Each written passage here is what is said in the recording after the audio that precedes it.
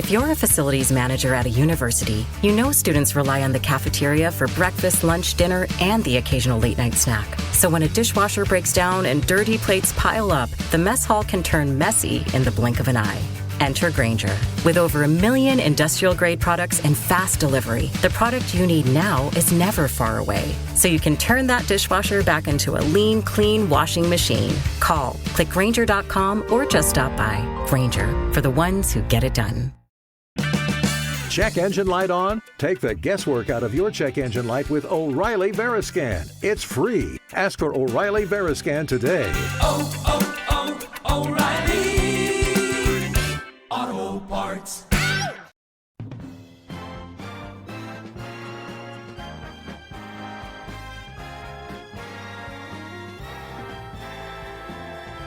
Now, the greatest radio shows of all time. Suspense. The Shadow Node. Washington calling David Harding, counter-spy. Classic radio theater. The Great Gildersleeve. Fibber McGee and Molly. Dragnet. Gunsmoke. The Lone Ranger. Now, step back into our time machine with your host, Wyatt Cox. Good evening, friends of the Inner Sanctum. A Criminal Wednesday as we go back 84 years to start off with Jay Jostyn and Mr. District Attorney and the Man from Alcatraz. Inner Sanctum Mysteries from 79 years ago, 1946, and The Man Who Couldn't Die, Richard Widmark starring in that. An episode of the Mutual program Did Justice Triumph from 78 years ago, the anniversary of death. And Bob Readick as yours truly, Johnny Dollar, and the Wayward Fireman Matter. We'll wrap it all up with a delightful episode of Claudia. That's all coming up on this Wednesday, 12th day of February, 43rd day of the year, 322 days remaining until we get to 2026. Women gained the right to vote in Utah Territory on this date in 1870. At New York City's Madison Square Garden in 1879, the first artificial ice rink in North America opened. And it was on this date in 1892, former President Abraham Lincoln's birthday, declared a national holiday. We are sometimes forced by an adversary to back our beliefs with steel, just as Lincoln did. And we must stick it out, just as Lincoln did. For we live in a time that Lincoln would have well understood. He heard the charges that the war was long and wrong. He saw Americans die, 600,000 of them, and he brooded. He saw dissent and riot and rebellion. He saw heavy taxes and inflation. He saw hunger and poverty, sad but steady. Always convinced of his cause, Lincoln stuck it out. Sad but steady, so will we. President Johnson at a ceremony in 1968 celebrating Lincoln's 159th birthday. Legislation brought the national observance of the holiday to an end in 1971 as it was combined with Washington's birthday. However, Connecticut, Illinois, Indiana, Michigan, Ohio, California, Missouri, and New York still observe the birthday. And in most states, as I said, it's combined with the federal holiday of Washington's birthday, or as President's Day on the third Monday in February. Ironically, the federal government still refers to that combined holiday as Washington's birthday. In 1909, the National Association for the Advancement of Colored People founded. In 1914, the first stone of the Lincoln Memorial put into place in Washington. In 1924, the premiere of George Gershwin's Rhapsody in Blue with Paul Whiteman's Palais Royal Orchestra in Aeolian Hall in New York City. Calvin Coolidge became the first president to deliver a political speech on radio on this date in 1924. Moving up to 1962, Francis Gary Powers returned to the U.S. in exchange for Soviet spy colonel Rudolf Abel. following from Powers' trial in Moscow, where he was questioned about being shot down over the Soviet Union. It was at that altitude, was it not, 68,000 feet, that you were struck down by a Soviet rocket? It was at that altitude I was struck down by something. You said you were struck down by something? Yes, I have no idea what it was. I didn't see it. Francis Gary Powers returned to the U.S. on this date in 1962. In 1973, the first U.S. prisoners of war released by the Viet Cong. And in 1993, Groundhog Day released in theaters. The film followed a weatherman played by Bill Murray, who kept reliving the same day over and over again. Well, what if there is no tomorrow? There wasn't one today. Bill Murray, Groundhog Day, released on this date in 1993. The presidential line item veto declared unconstitutional by a federal judge in 1998. In 1999, President Clinton acquitted by the Senate in his impeachment trial. The reason he was impeached is that he lied in the testimony regarding an involvement with Monica Lewinsky. And it wasn't that he had the affair, it was that he lied under oath, which is an offense. He said he regretted putting the nation through the ordeal. I want to say again to the American people how profoundly sorry I am. Bill Clinton apologizing for lying on this date in 1999. The trial of former president of the Federal Republic of Yugoslavia, Slobodan Milosevic, began on this date in 2002 at the UN War Crimes Tribunal in The Hague. Jim Lansdale was a spokesman for the court. They will have to prove beyond a reasonable doubt that Mr. Milosevic is responsible for the crimes with which he has been charged. Mr. Milosevic doesn't have to prove his innocence. It's also worth stressing, I think, that Mr. Milosevic as an individual is on trial here, not the Serbian people, not the Serbian nation. Milosevic eventually died before the conclusion of the trial.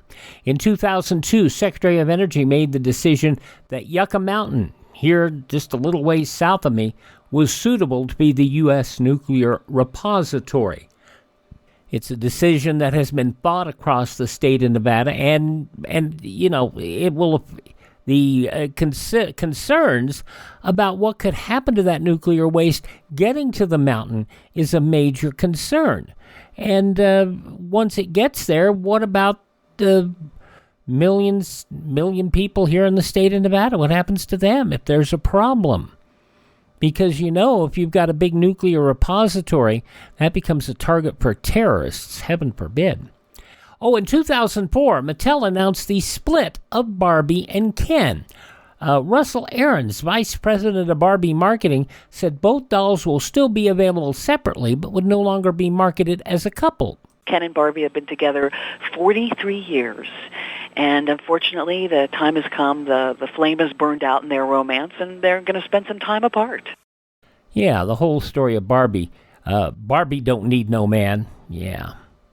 2006, a powerful nor'eastern winter storm blanketed the northeastern U.S., dumping 1 to 2 feet of snow from Washington, D.C. up to Boston. The storm dumped a record 26.9 inches of snow in New York City. And it was on this date in 2007, a gunman opened fire in a mall in Salt Lake City, killing 5 people in the Trolley Square shooting. This man survived. It was a shotgun, and he reloaded a number of times. I didn't count the shots, but it was at least 20. Trolley Square, quite an upscale mall, and that, of course, was not something that, it was horrible. It was a horrible situation. Passing away on this date in 1976, the actor Sal Mineo. Jim, it's me. They're looking for you. Everybody, Crunch and Goon and everybody. We know. They think you told the police on them. They're gonna...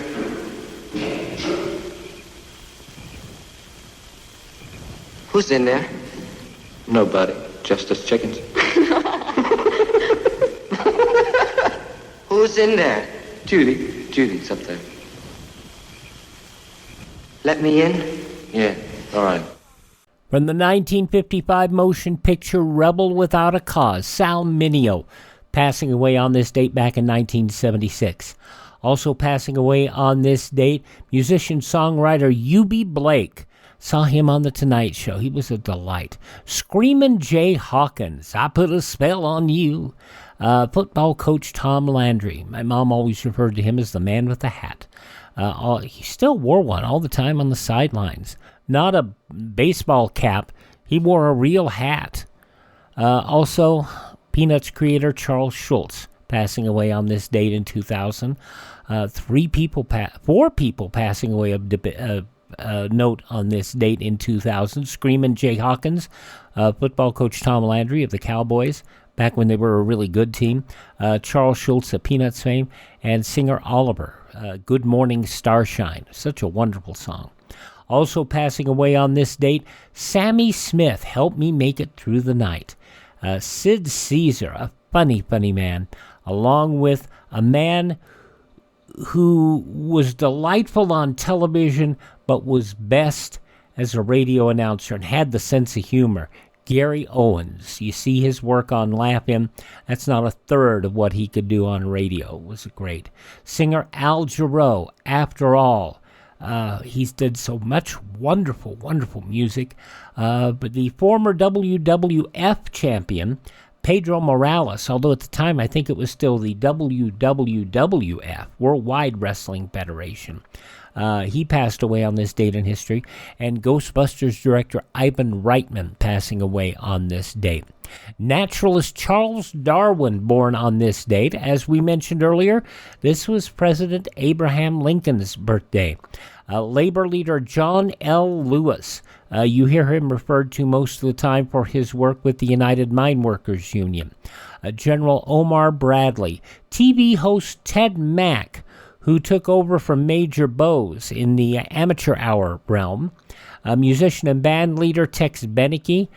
From Bonanza, Lorne Green, a delightful man. Actor Forrest Tucker, who did dramatic work but was great in comedy. Witness his work in F Troop. Director Franco Zeffirelli did some amazing movies along the way. Gene McDaniels, a great singer. And, we've talked about how great baseball players don't always have a lot of success in their things after they get out, and how some of the not great baseball players are more successful.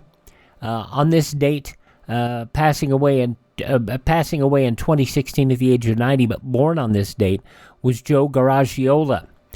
He retired in 2013 as the part-time announcer for the Arizona Diamondbacks, and he said, baseball, it hasn't changed that much. You still have to hit the ball, and you still have to catch it.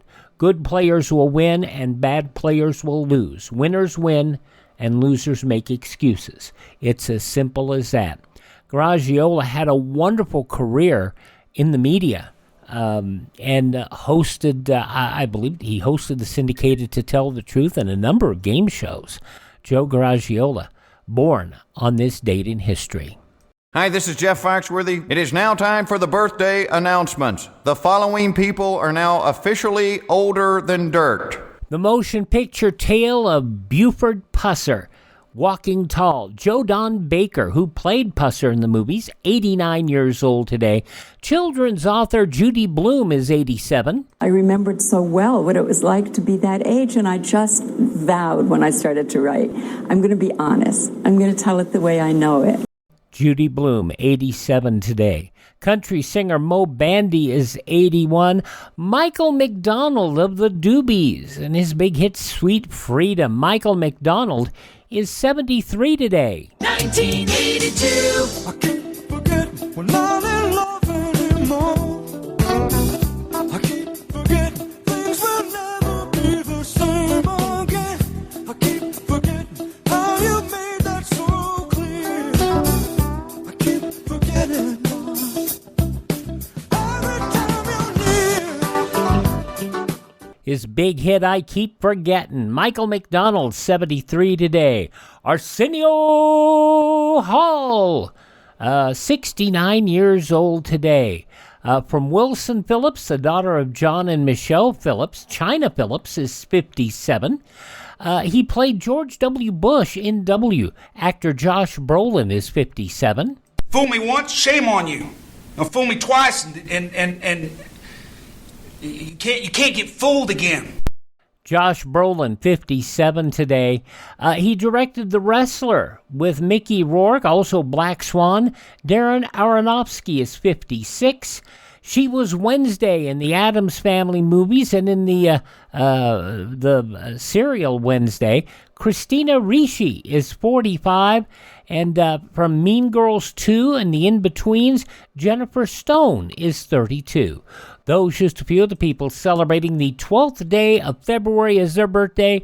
If this is your birthday, Happy birthday, happy birthday, happy birthday to you.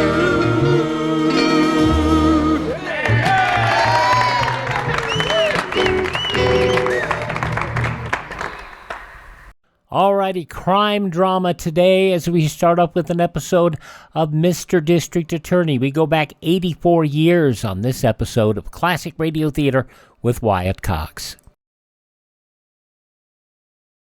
If you're a facilities manager at a university, you know students rely on the cafeteria for breakfast, lunch, dinner, and the occasional late-night snack. So when a dishwasher breaks down and dirty plates pile up, the mess hall can turn messy in the blink of an eye.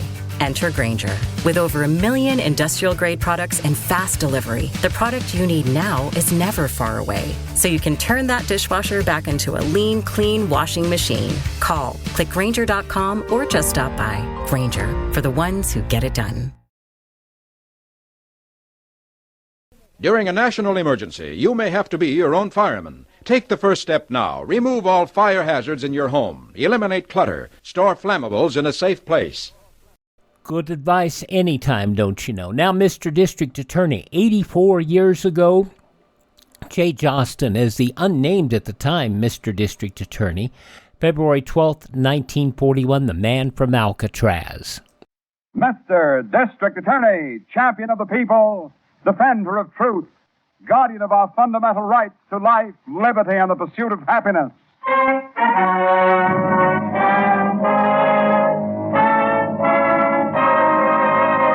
Mr. District Attorney is brought to you by two famous Bristol-Myers products, Ipana and Sal Hepatica. Ipana for the smile of beauty, Sal Hepatica for the smile of health. Ipana, Sal Hepatica.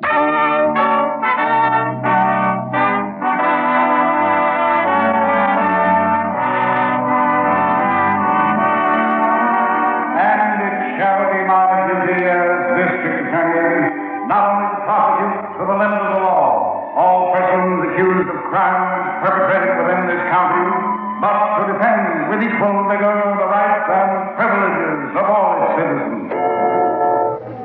This evening our adventure begins in a closely guarded house in the District Attorney's county. Here we find Vannie Devine, once a leading figure in the underworld, talking to Monk Garson, his only remaining follower. I'm through, Monk. I can't take it anymore. I can't stand it any longer. Oh, look, Vannie, you're safe in this county. Relax and try to get some sleep. Sleep? I can't sleep. How can a man sleep with that monkey chattering all the time? Quiet, no dice. Quiet. You're bothering the boss. The monkey give me the creeps. Why don't you throw him out the window? Oh, wait a minute, Vannie. I took my moniker from this little fella because he's all up. Hey, you've seen him pick up the dice and rattle them just like he knew. Yeah. That's why I call him No Dice. All the luck we got left. Anyhow, he ain't a monkey. He's a marmoset. Well, it gets on my nerves. Oh, take it easy, Vannie. You'll be all right. I told you, this DA, he don't let anybody come in his town that could hurt you. Yeah, he don't know half the guys that are after me. If this county's so safe, why'd I get that note from Bullets Kane? Well, I can't stop Bullets Kane from using the U.S. mail. Quiet, No Dice, quiet. Hey, how about that doctor? Doesn't he do here now? Hey, he's right outside. Get him in here. Sure, boy, sure. Come in, Dr. McCord. Mr. Devine is ready for the treatment. Oh, thanks, Jostyn. Well, Devine, how do you feel? Lousy, Doc. I can't get no rest. I keep seeing that prison. Well, what you need right now is a sedative. Now, just lie on this couch, Devine, and roll up your sleeve. Yeah. Yeah, Doc. I'll rub off your arm. Yeah, there. And here goes the needle. Ouch! Now, that didn't hurt, Devine. Yeah. You know, I appreciate a high-class croaker like you working on me, Doc. Well, your case interests me. And then it's lucky we ran into you on a train coming back from that place they had Vannie. And you, Garson.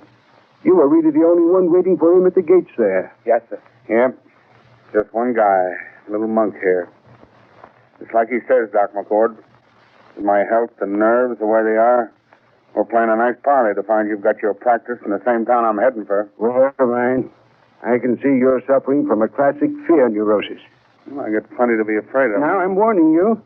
You've got to relax this tension. And I'll be back later to see if I can get you settled for a night's rest. That's imperative. You must sleep. Yeah. Yes, sir. Oh. I'll try. Well, Doc, if you're through, I'll take you out. Yes, I'm through for the time being. Hey. Now, wait a minute. What's this? This? Oh, it seems to be a piece of paper lying by the window. Yeah. Look what it says. Look, Doc. Look, I know that handwriting. Let me read it, boss. Rat Devine, you're going out tonight. Say, this is Kane's Get me out of here. Get me out of here. Lock the windows. Lock the doors. Wait a minute. Give me now. somewhere to beat it. Now, Hey, take it easy. I'm going crazy. Hold on. Do I understand this note here is a threat? This note is from Bullett's Kane, Doc, a guy that don't like the boss. Oh. Well, there's just one thing for you to do. Get to bed. Sure, that's fine. But before we do anything, we're going to call the district attorney.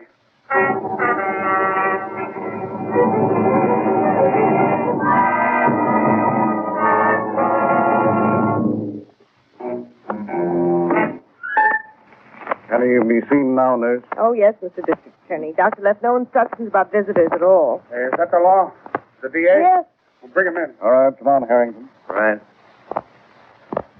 So this is Vannie Devine, huh? Yes, the big shot. Well, Harrington, he doesn't look like much now, does he? No, I guess he was lucky to be alive. What's the matter, Vannie? Stomachache? No, gents, it's his nerves. He's got it so bad he's had to have a doc on this here nurse. And who are you? I'm my pal, Monk Garson, DA. Oh, yeah, I've heard about the monk. What, they tell me he would have been out on the big rock with you, Vannie? No, sir, I'm clean. I never touched no gun and no knife. Well, we won't argue about that. Now, Vannie, I've come out here to have a straight talk with you. Nurse, give me a glass of water, will you? All right, give him the water, nurse. Then you'd better leave us alone. Yes, sir. You are, Mr. Devine. Okay, blow. Now, look here, DA.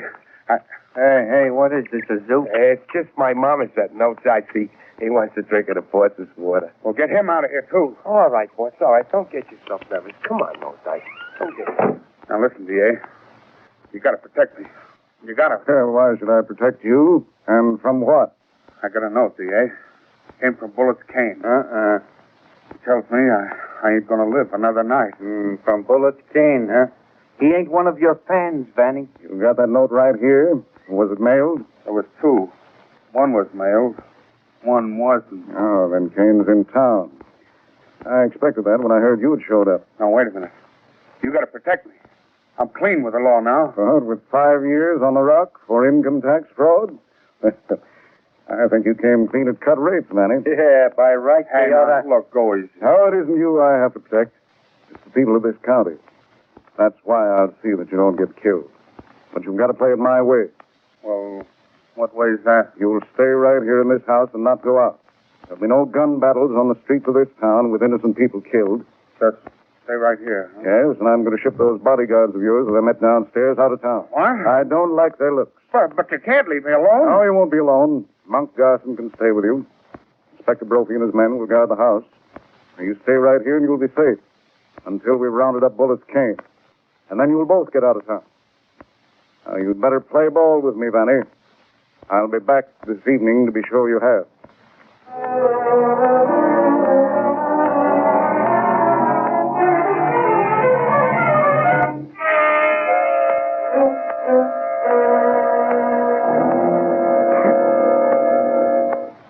Oh, good evening, Mr. District Attorney. Good evening, Doctor. McCord, John McCord.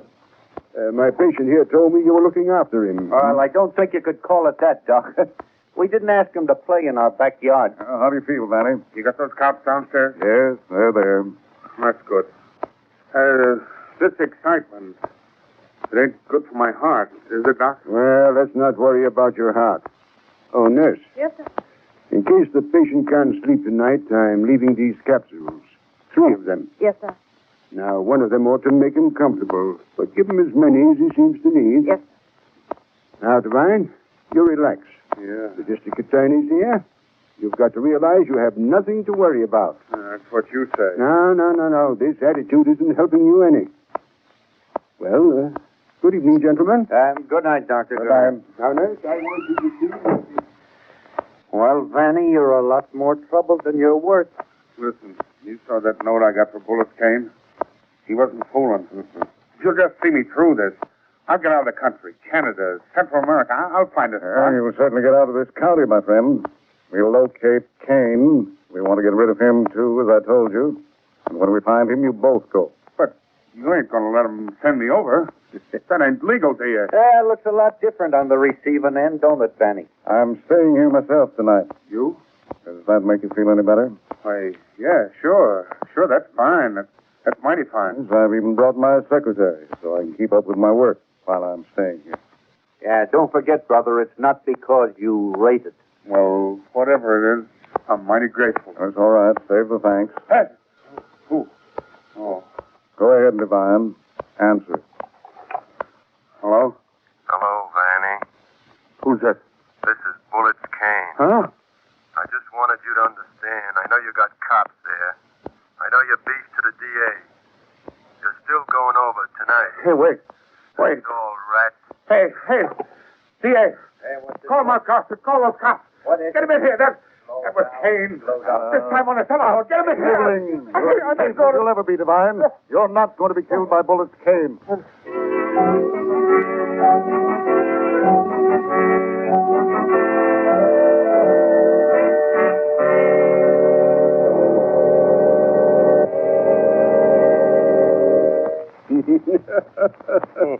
I thought I was good, Kane, but not that good. Here was the DA himself giving me a polite hello, and that dumb cop of his ready to stick out his tongue and ask for a pill. Oh, it was rich. Yeah, Johnny. Looks like this new idea of mine would come out all right. Sure it will. You know, I never worked a heavy grip like this before. But don't you worry. People have been falling for this dignified front of mine for years. Why, Vannie and Monk Garson on the train were the easiest marks I ever trimmed. A wise guy always falls for a con man like you, Johnny. Sure. That's why I planted you on that train. Yeah, it sure worked. And when I dropped that note in Vannie's room this afternoon, I wish you could have heard him howl. You couldn't calm him down, huh? Oh, not even with my professional skill. John the doctor. Hey, you really know anything about it? Oh, I had a few years at medical school. Yeah? But let's forget that. Oh. Now, I've given Vannie a couple of harmless hypos to dress the act. And I've already dug 2 big trees out of him. You're going to make out all right. But he's going tonight. Yeah. I got a nurse there with him. I got the nurse from an agency, and she's on the level. But the sleeping capsules, well, they ain't on the level. Will they hurt? As soon as he swallows one, it'll tear him to pieces. Not too quick. It'll be a matter of minutes. Good.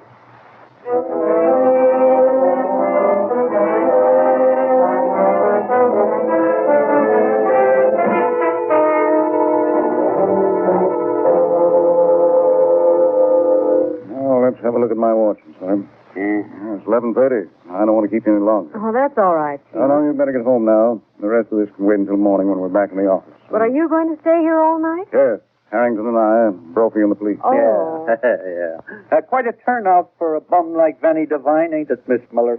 He certainly caused plenty of excitement. A man like Vannie Devine represents the end of an era. Just a nuisance now. Out of date. I won't feel easy till he's out of this county, too. Yeah, me neither. Well, Good night, you two. Good night. Don't sit up too late now. No, we won't. Hey, by the way, Harrington. Yeah. Better go down and see your throat. Oh, hello, Miss Sawyer. You still up? Yes, I'll be on duty all night. Oh, gosh, it's nerve-wracking, this waiting, isn't it? What's the matter? You tired out? Uh-huh. Honestly, I don't see how I'll get to sleep when I get home. Well, I'll tell you what, Miss Miller. The doctor left some capsules for the patient if he got restless and couldn't sleep. Here they are. Now, I won't need all three. You take this one. Oh, thanks. Take it in a little water the minute you get home. You'll sleep all right.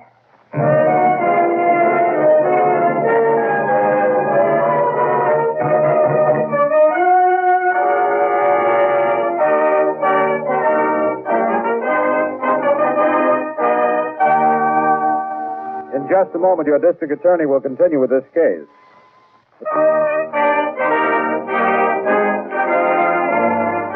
And now, back to Mr. District Attorney.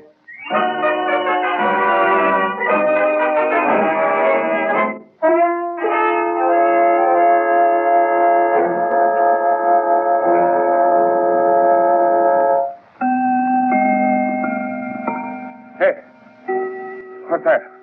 12:30, Vannie. Now lie back and take it easy. I ain't slept a wink. Yeah, I know. Listen, Monk. It's like I can see him in the corner there, looking at me. Regan Kane, Alfred Aldy, the kid from Kansas City, all of them. Our dead guys won't hurt you, Vannie. Lie back now, huh? Get that weekend monkey away from me, will you? Quiet, no dice. Quiet. I can't think with him jumping around. Now, on the chair, no dice. Now, be a good boy now. Get over Let there. me straighten your pillow for you. Yeah. There. Thanks. Thanks. You really ought to get some rest now. Rest. It's a funny one. Can't you give him a pill or something, nurse? Yes, there's a sleeping capsule doctor left for him. This red one right here. Oh, yeah. Give me that. It might make me feel better at that. Just pour you a little water. That's good, Vannie. Swallow a little pill and then lay back on the Weepman Willow and grab yourself some shut-eye. Mm-hmm. There you are. Just put it on your tongue and swallow it with the water. Now, wait a minute. Will this thing put me clear under? You'll go right down to sleep. But I don't want it. What? You don't? Now, Vannie, be sensible. I don't want it, I tell you. I can't pass out now. Kane might come for me while I was asleep. Put that DA in Harrington, and the cops are downstairs. Listen, Nobody. I know what I'm doing. I gotta stay awake. I ain't gonna go in my sleep. I've seen him do that. Now, Mr. Devine, Get away from me with that sleep pill. I've seen him lying down and dreaming. Somebody up with a gun.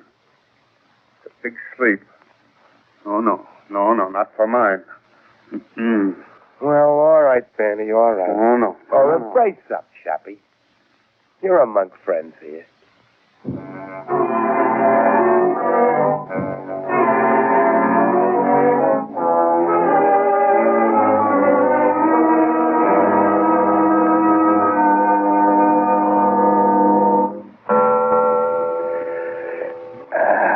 O'clock in the morning, Chief. Yes, I know, Harrington. What's happened? Hey, what's that? How'd this happen? Oh, Monk Garson, Vannie. Did you know anything about this? What's the matter, Monk? Oh, look. Oh. My little marmoset. No dice. Huh? Hey, he's Yeah. dead. Oh, what happened to him? Something bad, Chief. Look how he's stretched Well, out. who'd want to kill a little fella, huh? Who'd do a thing like that?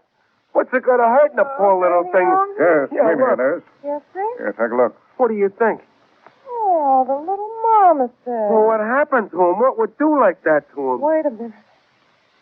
Oh, this is awful. I'll say it is. No, you don't understand. What's wrong? Well, I saw this animal drinking the water I poured out for Mr. Devine. Yes? Yeah, there were 2 sleeping capsules. Now there's only 1. And Mr. Devine says he didn't take any while I was out of the room. You think No Dice got one? Well, he must have. They were bright red, just the thing that would attract him. What kind of sleeping powders were these? They must have been made up by mistake with the wrong ingredients. Well, that's a nice thing. No, you still don't understand. Huh? There were 3 capsules. What? I gave one to the district attorney's secretary, Miss Miller. What? She took it home with her an hour and a half ago.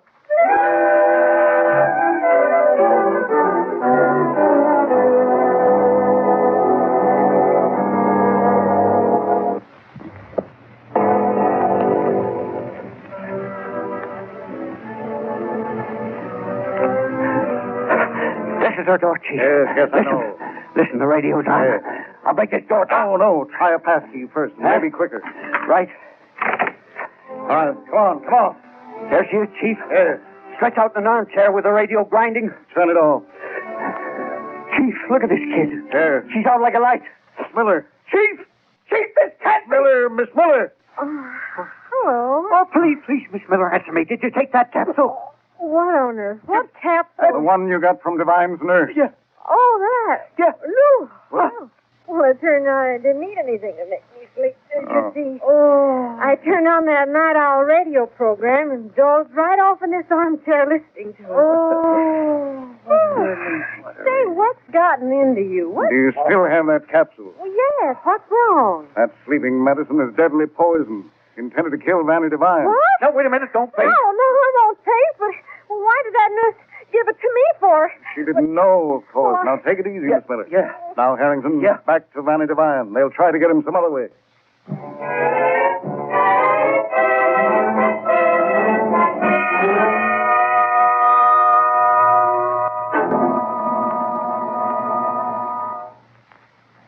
Come in here, Carson.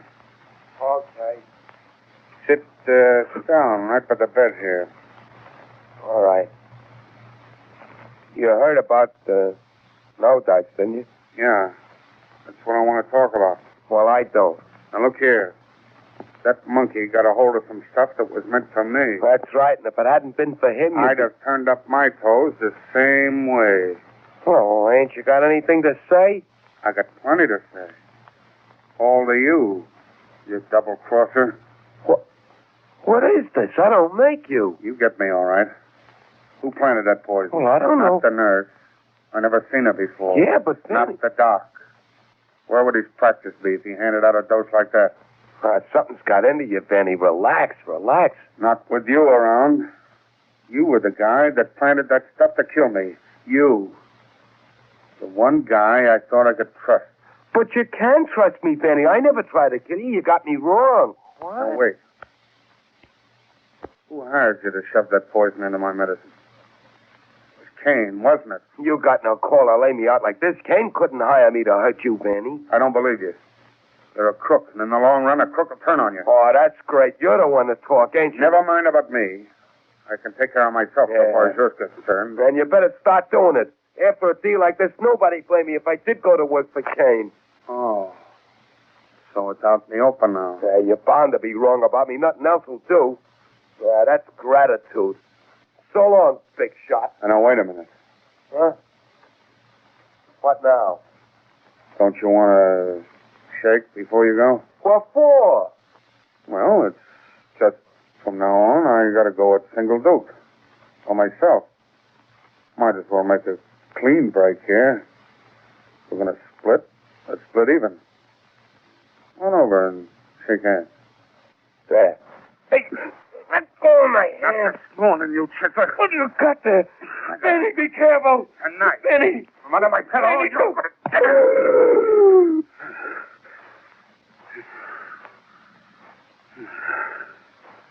You Well, that fixed you. Now I gotta get out of here. Kane will be waiting to hear from this bum. Hello, Vannie. Kane. Come on in, Doc. Sure. Doc. Doc, this guy with you. This guy here is Bullet Kane. Sure he is. Yeah, but what's he doing here? How'd he get in here? Tell him, Doc. The cops downstairs think he's my colleague. And I told your nurse to go. Now, listen. Listen, fellas. I'll be reasonable. I'll treat you, right? Thanks. Hey, look here. What? This little monk Garson. Huh? Somebody ruined him with a knife. Oh. That gives me a good idea. You shouldn't have sent him here, Bullet. Me? I didn't have anything to do with Garson. He was your boy. And a lot of good it did him. This was a dumb play, Vannie. You killed the one guy in the world that was loyal to you. I thought he was your boy. Nah. Doc, give me that pillow. Here you are. There's two of us to one. There, no, Hold it down on the bed. That's good, Johnny. Keep him from yelling. Yeah, I got you. Now listen, Vannie. Yeah. I see you got a knife there. Now you got your choice. The doc here will operate on you, or you can drink one of them capsules he made up. Which will it be? Take the pillow off. Let him talk. Yeah, right. I'll take the capsule. All right. Give him room. Now, Vannie, we're going to let you drink this stuff and take you out nice and easy. But one holler and you get carved, understand? Yeah. Pour the water, Johnny. Right. Drink it, Vannie. Give me it. Here it is. He threw the water in my face. Grab him. Back on the bed, Vannie. All right. You wouldn't be nice. Back up. So we won't be nice either. Give me that knife. Hold his arm, Johnny. Stop. Hey, what's going on here? Put that knife down here. Listen, I'm not there. Hey, hurt me or do I have to shoot you? Chief, come in there, quick. I see. Back against the wall, both you men. Devine, stay where you are. Brophy, send for a squad car. We're taking these three to headquarters.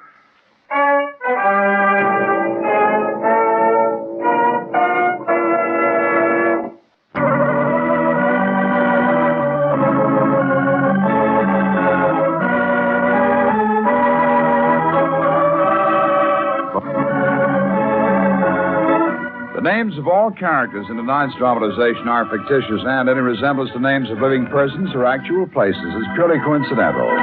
Our stars were Jay Jostyn in the title role, Len Doyle as Harrington, and Vicky Vola as Miss Miller, with music by Charles Paul. The program was produced and directed by Edward A. Byron and written by Robert J. Shaw. Mr. District Attorney was originated by Phillips H. Lord. And remember, Sal Hepatica for the smile of health, Vitalis for well-groomed hair. Sal Hepatica, Vitalis. Fred Utell speaking for Bristol Myers, who invites you to tune in again next week for Mr. District Attorney.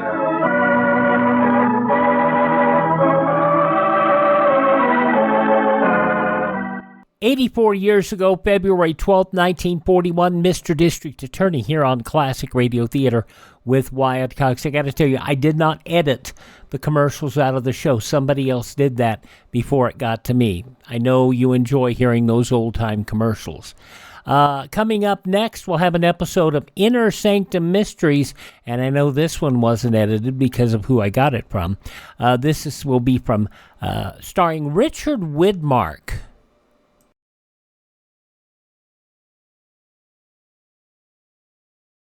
Civil defense is common sense. This is Fred McMurray. Home shelters can be built for as little as $100.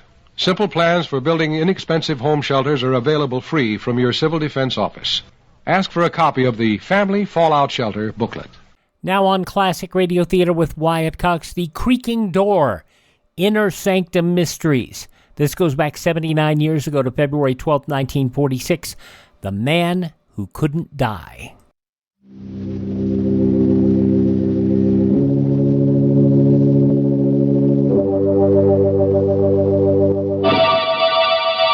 Lipton Tea and Lipton Soup present Inner Sanctum Mysteries.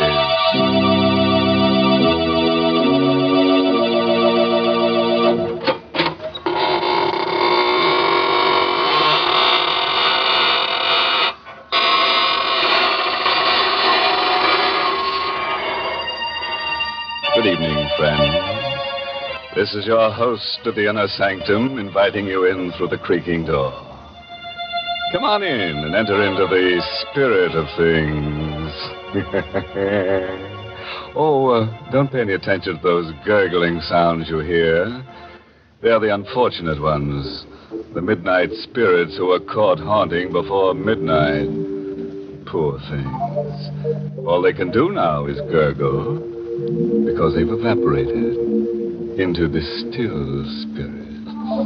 What a horrifying thought, Mr. Host. Can't we ever talk about the brighter side of life? Well, don't forget, Mary, murder is my business. Well, thank goodness it isn't mine. And right now, I'd much prefer to talk with our Lipton listeners about something more conducive to happy spirits. I mean, a cup of hearty, piping hot Lipton tea. You know, it's really wonderful, the extra delight you get from this superb tea, friends. And the reason is simply this. Lipton's grand brisk flavor.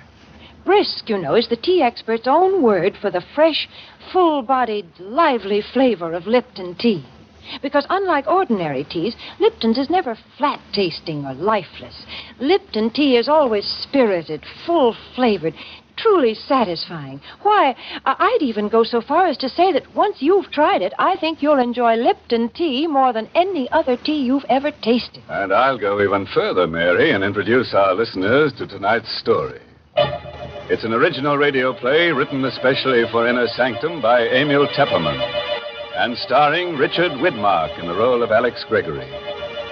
It's about a man who became master of a secret so fearful that it could never be revealed to any mortal, living or dead. But let him tell you the story himself, how he learned the most terrible secret in all the universe, and what he did with it.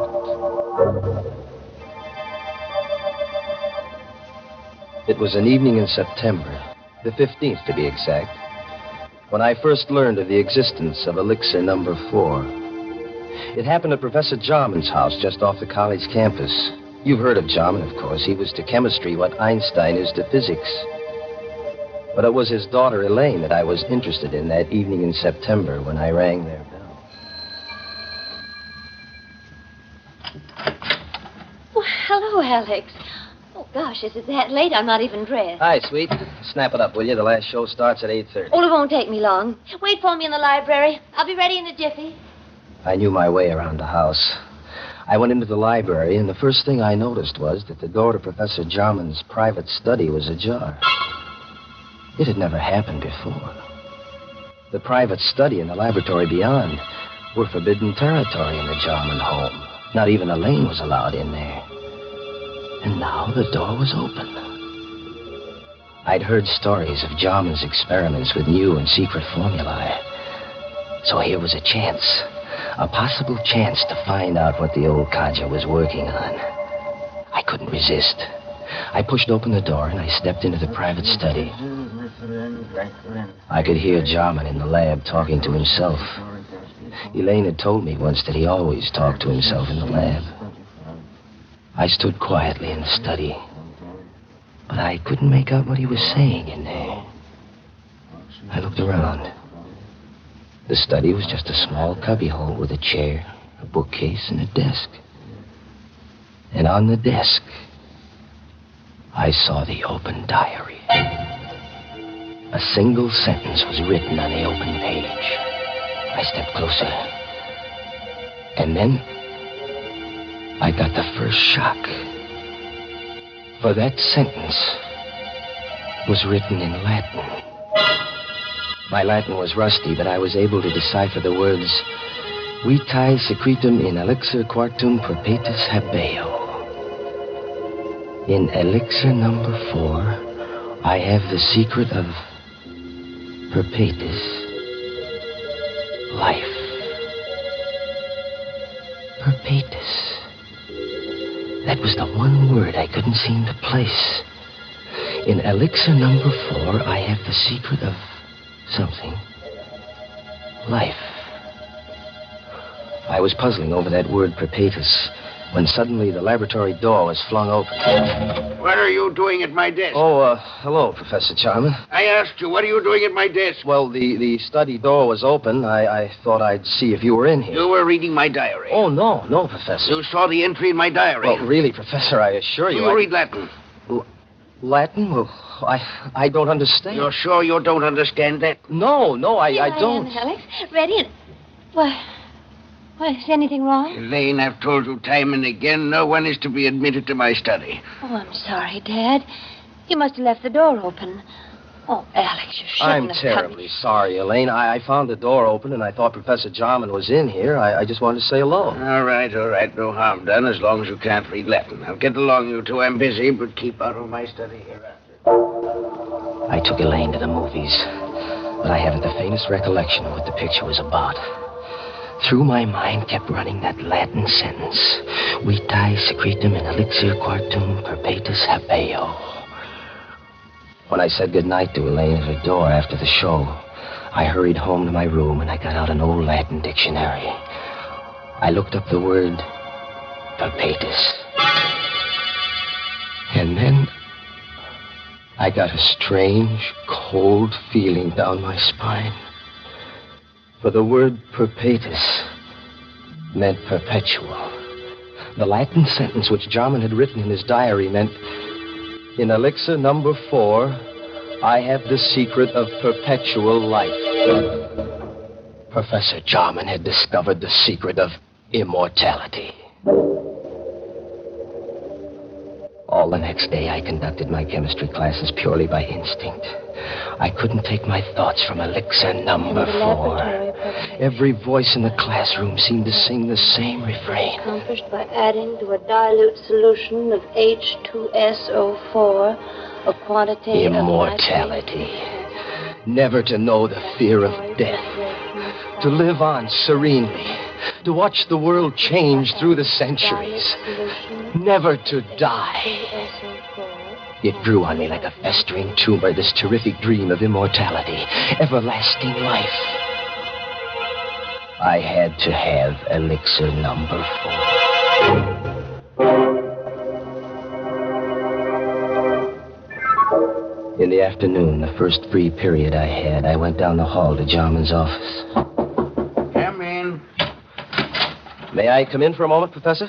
Oh, it's you. Yes, come in. I haven't much time. Professor, I want to apologize for last night. Let's forget about it. No harm done. Well, whatever it was you had written in your diary, it must have been pretty important. Oh, no, not at all. Only some chemistry notes. Nothing of any importance. Just something I've been experimenting. Well, I'd be very glad to assist you, Professor. Anything I could do, That's very kind of you, young man, but I don't need any assistance, thank you. As a matter of fact, the experiment is completed. You mean you're all finished? All but the practical application. Oh. Well, couldn't I help you on that? It won't be necessary. Tonight, I'm taking the last step. Tonight? I knew what that meant.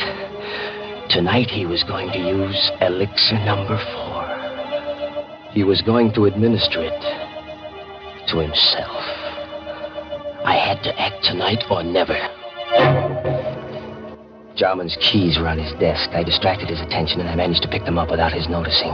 Then I hurried across town to a locksmith and had him make duplicates of Jarman's house key, his study key, and his laboratory key. Then I returned to the college, and I managed to replace the keys on Jarman's desk while he was out. Now, I was ready for an adventure into immortality.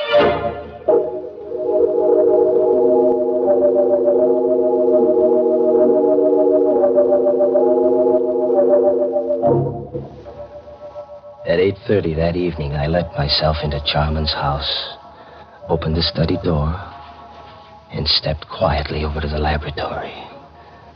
I knew Elaine was at a sorority meeting. The professor and I were the only ones in the house. Jarman was standing at the lab table with his back to me, talking away to himself. There was a small vial on the table and a hypodermic syringe alongside it. The quantity administered yesterday will be sufficient. At my age, since my blood is too thin, I require the additional dose. But a younger man would need only 1 injection to cause the necessary type change in his blood. Who's that? Good evening, Professor Jarman. I hope I'm not interrupting. What are you doing here? How did you get in? So elixir number 4 changes the bloodstream, hmm? What do you want in here? Quit stalling, Professor. I know what elixir number 4 is. So this is it. Elixir number 4. Careful. Don't spill it. How much of this stuff have you got? That's all there is. 5 cc's. You mean you haven't got any more? It took me 5 years to distill 10 cc's. Before that, I experimented for 10 years. I failed 3 times. And this is your 4th try, huh? Elixir number 4. And there isn't any more of it? It'll take me 5 years more to make up another vat. Please be careful. Don't drop it. Don't worry, I won't. You said this is enough to make the average man immortal. Me, for instance? It's not for you. You hear me? Not for you. Oh, yes, it is, Professor. It's for me. I won't let you... What are you doing with that mallet? What do you think? No. I'm so sorry, Professor. Wait, I'll let you have it. Don't kill me. I've got to kill you. When I take this dose of elixir number 4, I'll be immortal. And I don't want anyone to know it. Away, you fool! You'll never enjoy your immortality. You'll wish you were dead 1,000 times. I'll come back to remind you,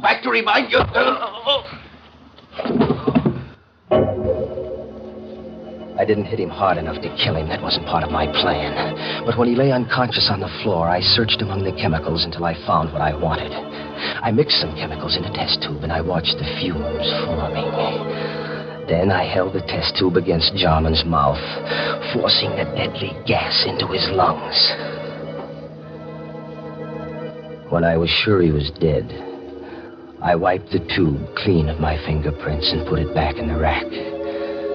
Then I picked up the vial of elixir number 4, the hypodermic syringe, and I hurried away, locking all the doors behind me. As soon as I got home, I filled the hypo with elixir number 4, and I gave myself the injection. Almost immediately, I felt a strange radiance pervading my body. A new strength was flowing in my blood. I was immortal. I couldn't die. I would go on living and living and living forever.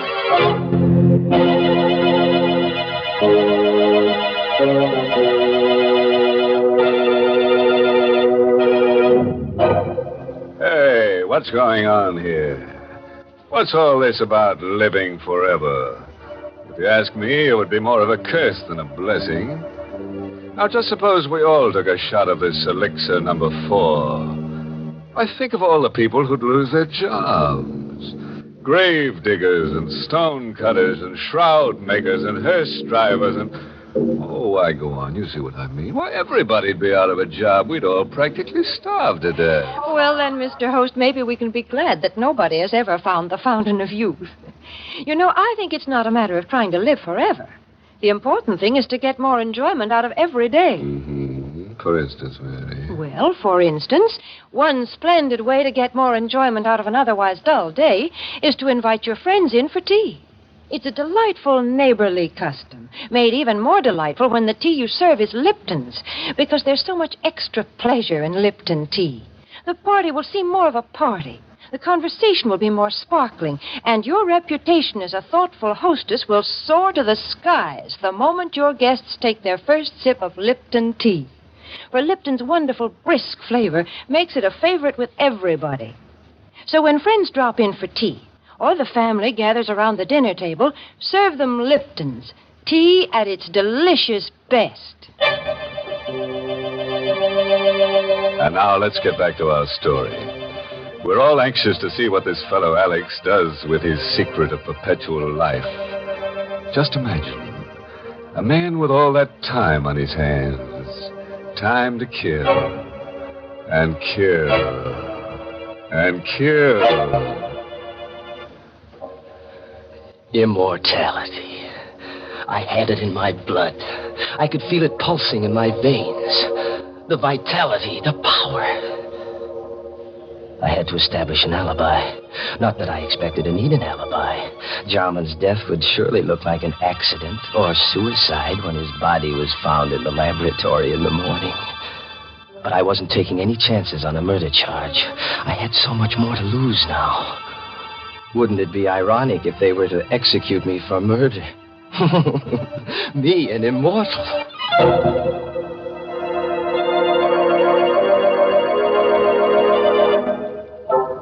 Next morning, I stopped at Jarman's house and rang the bell. I knew Elaine must have gone right to bed when she returned from the sorority meeting last night, because she never disturbed her father when he was in the lab. But now, when she discovered that he hadn't been to bed all night, she'd want to investigate. And I wanted to be there when the body was found. Oh, good morning, Alex. Hello, sweet. What's wrong? You look worried. Come on in. Alex, I am worried. Dad's still in the lab. He didn't go to bed last night. Well, what of it? He must be working on something big. No, I'm afraid something's happened. I knocked at the door just now, and there was no answer. The door was locked? Well, yes, but I have a pass key. I wonder if I ought to use it. Well, of course you should. Well, please, Alex. You come with me. Of course, darling. Together we opened the laboratory door. I was all set to act horrified when we discovered the body on the floor. But there was no need to act. I was horrified. For the lab was empty. There was nothing on the floor. The body of Professor Jarman was gone. I don't know for how many hours after that I walked the street, confused and frightened and uncomprehending. I tried to reason it out, how Jarman's body had walked out of that lab. There was only one solution. Jarman had already taken 1 dose of elixir number 4. It must have counteracted the poison that I'd forced into him. He must have gotten up and then walked away. But where? And why? I recalled what he'd said before I hit him with the mallet. Yes, I could hear his voice faintly strumming at my brain. You'll never enjoy your immortality. You'll wish you were dead 1,000 times. I'll come back to remind you.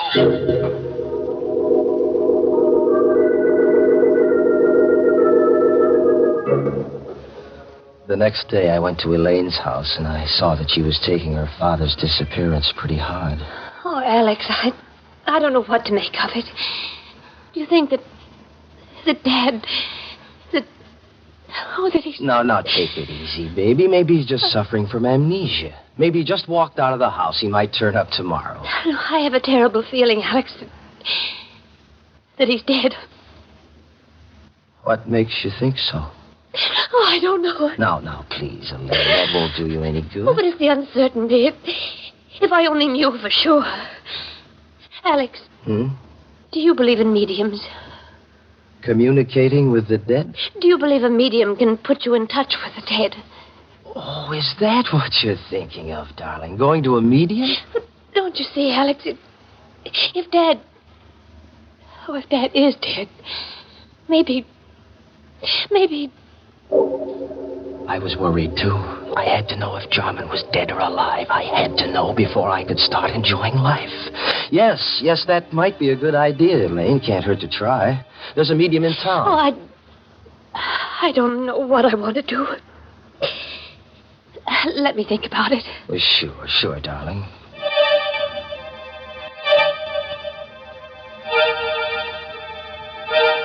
In the days that followed, I began to doubt whether I really was immortal.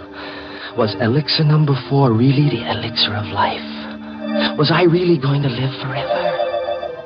If there was only some way to prove it. Then I remembered what Jarman had said, that the elixir caused a change of blood type. Well, that'd be easy enough to check. Elaine was taking a medical course, so I asked her to test my blood on the pretext that I thought I had anemia. It won't hurt, Alex. Just the needle. Ouch. There, now I've got all the blood I need. Just sit here a minute while I make the test. Well, does it take long? Only a minute. Alex. She was excited. There was something different about my blood then. Alex, come here quick. What? Look. Oh, look, Alex. I can't be mistaken. Your blood. It's a new type. Elaine couldn't get over the discovery that my blood was a new type. I'd asked her not to tell anyone about my new blood type, but I knew she wouldn't be able to keep the secret for long. And once it got out, people might begin to suspect what I already knew for sure, that I was immortal. Oh, I couldn't afford to have that known, because then everybody in the world would be envious of me. They'd hate me, too, because they'd know I could go on living long after they were dead. Oh, no, it had to be a secret forever. No one in the whole world must know, except myself. And the only person who could spill the secret now was Elaine. So, There was only one thing to do. Elaine furnished the opportunity herself the next day. Alex, I've been thinking about that medium. I've got to know if Dad is alive or dead. All right, whatever you say, darling, if it'll make you feel any better. I'll go with you, of course. Just the two of us, huh? We made a date to go to the seance that evening, and I made my plans accordingly. I didn't intend that Elaine should leave the seance alive. We arrived at the medium's house promptly at 9 o'clock. The medium asked Elaine and me to sit close to each other.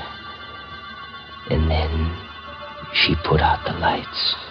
Alex. It's all right, sweet. I'm right here. I'm right next to you. I'm frightened. Now, there's nothing to be frightened about, darling. I'm right here with you. But it's so dark. I can't see anything. I don't hear anything. Where's the medium? She's still here. She's right across the table.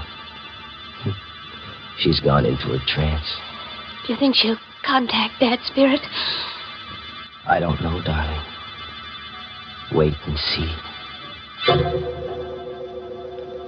I timed myself carefully, waiting for the moment when the medium should be well into her trance. Then I took out of my pocket the hypodermic syringe. I held the plunger in my left hand while I gripped Elaine's arm with my right, my thumb over the artery. Alex, my arm, your finger's hurt. It's all right, sweet. Slowly, I brought the hypodermic needle up close to the artery. One bite of the needle, a single plunge of the plunger, and death would come almost instantaneously. And no one in the world could say that it hadn't been heart failure. But suddenly, just as I had the plunger ready, I heard something strange. A sound. In the room where there should have been no sound. You'll never enjoy your immortality. You'll wish you were dead 1,000 times. I'll come back to remind you. Back to remind you. Back The voice of the dead. Back to remind you. Jarman, where are you? Jarman, stop. You're dead. You're dead, Jarman. You can't be talking. You're dead. I saw your dead body. I killed you myself.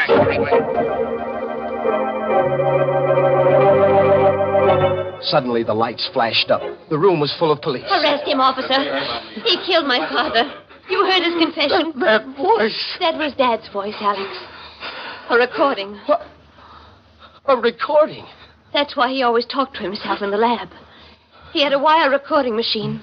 He talked while he carried on his experiments so that there'd be a permanent record. The wire recorder picked up everything that was said in the lab the night you killed him. But we could never have proved it was your voice in court if you hadn't confessed just now. Yes, but the body. I found Dad dead that night when I got back from the meeting. And I hid the body until I could find his murderer. And now, Alex, I found him.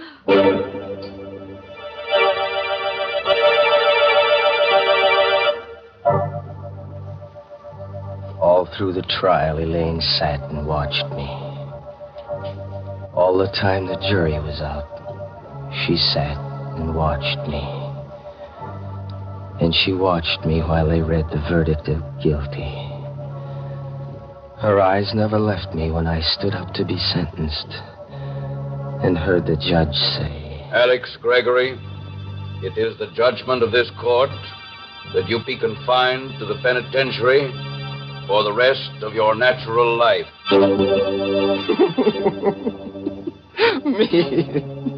Me of all people. Me sentenced to imprisonment for life. Me in whose veins runs the precious elixir number 4. Imprisonment for the rest of my natural life, which means forever.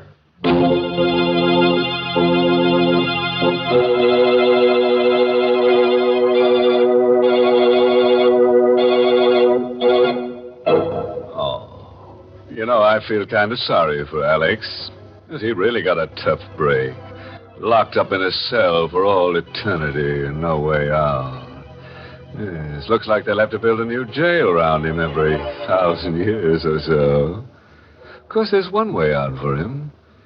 He could let his beard grow over a couple of centuries, and when it gets long enough, he could hang himself. Imagine such a thing, Mr. Host. Yes, it would be sort of breathtaking, wouldn't it, Mary? Poor Alex. He probably had many good impulses in his lifetime. As the trouble is, he didn't follow them. Well, Mr. Host, I'm afraid that's something we all do every now and then. For instance, perhaps some of you Inner Sanctum fans have promised yourselves the pleasure of trying Lipton tea, but somehow just haven't gotten around to it. Or maybe you've just forgotten it when you're writing out your grocery list. Well, this time, make sure. Add Lipton tea to your grocery list right now. For until you do try it, you're missing a real treat. Why not start enjoying lively, full-bodied Lipton tea beginning tomorrow?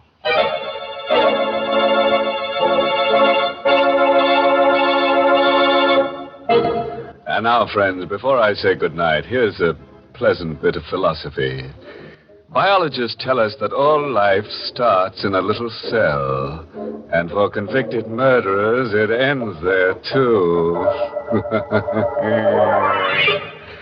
Oh, by the way, this month's Inner Sanctum mystery novel is Death in the Limelight by A.E. Martin. And next week's Inner Sanctum story, brought to you by the makers of Lipton Tea and Lipton Soup, and directed by Hyman Brown. Next week's story is called You'll Never Escape. So, if you feel in a capturing mood, join us next Tuesday. Until then, good night. Pleasant dreams.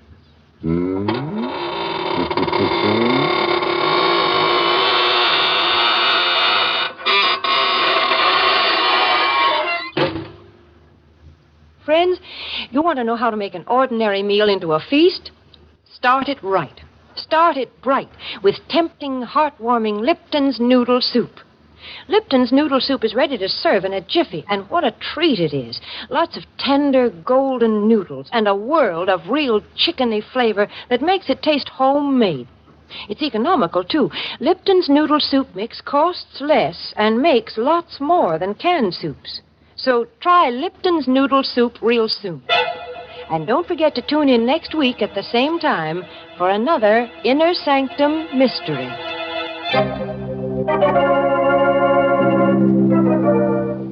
This is CBS, the Columbia Broadcasting System.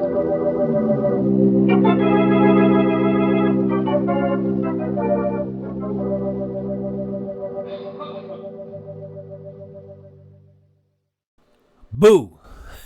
79 years ago, February 12, 1946, Inner Sanctum Mysteries here on Classic Radio Theater with Wyatt Cox. We will have Valentine's shows for our Thursday episode, mostly an episode of Lum and Abner from 1949 as Lum tries to make his own Valentine for Miss Rowena. Also an episode of the Jack Benny program. As you know, Jack was born on Valentine's Day, and it seems like nobody remembered his birthday.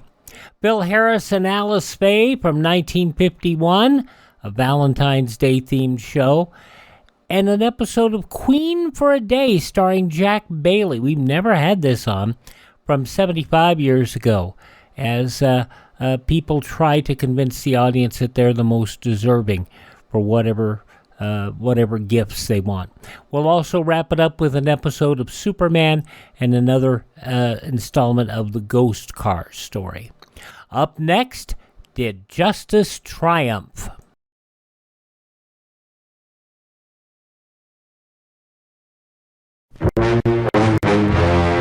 The international struggles of our world may lead to nuclear holocaust.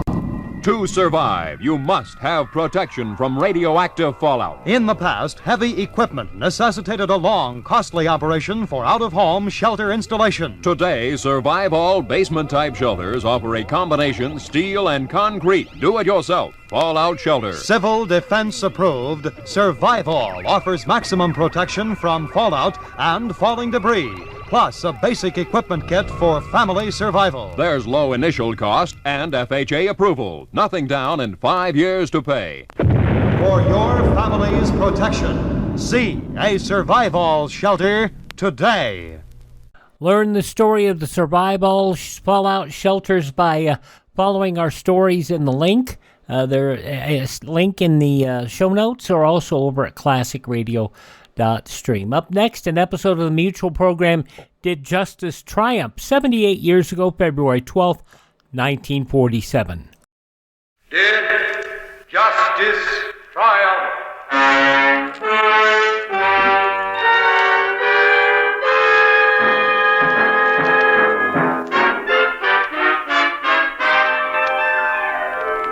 In the death file at police headquarters in an East Coast city, there was an identification card which read, Name, Lucille Waters. Age, 24 years. Cause of death, poison. Classification, homicide. Investigation, proceeding.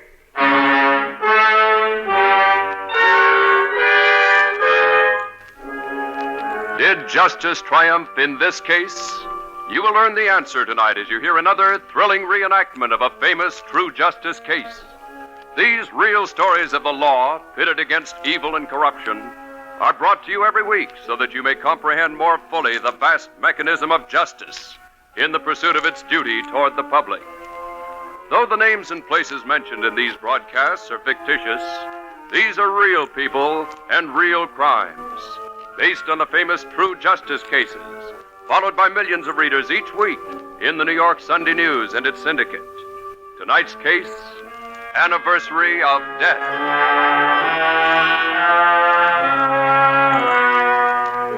Lucille Waters, the victim in tonight's true justice case, was the type of woman most people liked for a friend. Gay, sincere, fun to talk to and go places with. Easy on the eyes, too. Not rich, but not poor either. Yes, life was good to Lucille Waters, until in the mind of a killer, murder was born.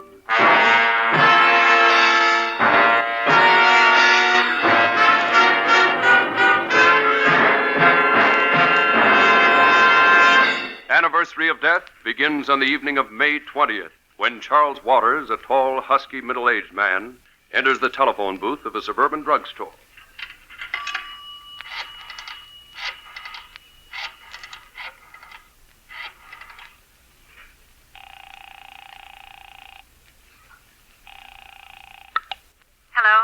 Hello, dear. How are you? Charles, I don't care to talk to you, and that's final. Oh, I know, but after all, I am your husband, and I've a right You're not going to be my husband much longer. I've seen my lawyer, and I'm getting the divorce. You know that. Yes, I do, but Lucille, dear, listen to me.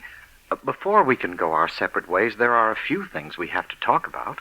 I think we've both said everything there is to say, Charles. Lucille, dear, I want to make some sort of financial settlement on you. That's why I'd like to see you and talk about it tonight. I can get along perfectly well with what I have. Of course, but you're entitled to some sort of settlement from me. Can't we discuss it tonight? Oh, I'm afraid not, Charles. I have another one of my beastly headaches coming on. I don't care to see anybody. Listen to me, Lucille, please. There's nothing more to talk about. Goodbye, Charles.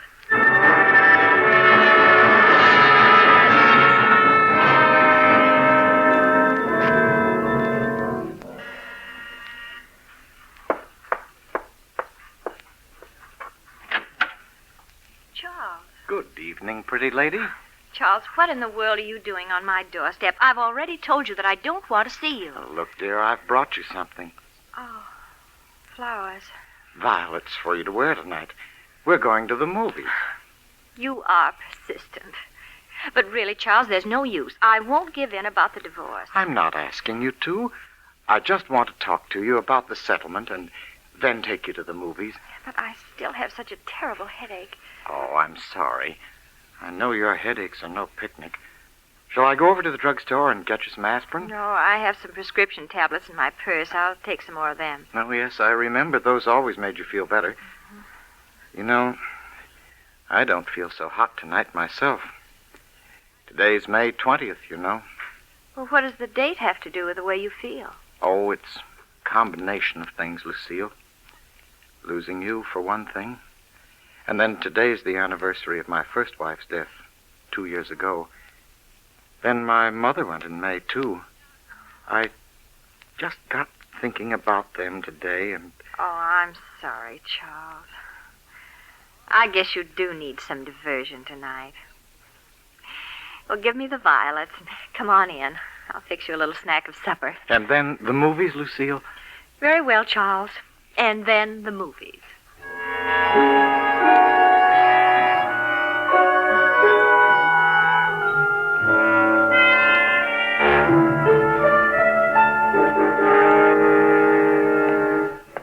We shouldn't have walked to the movies. It's too far for you. Sorry, I insisted.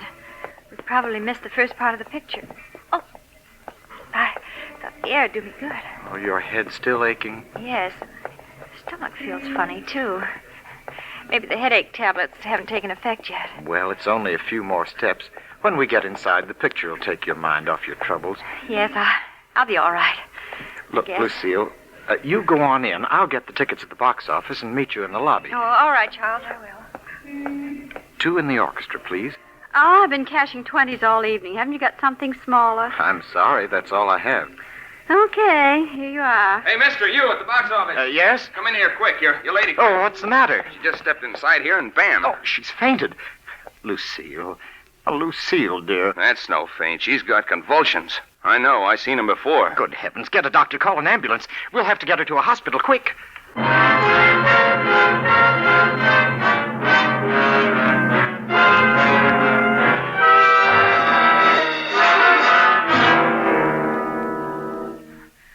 Help me.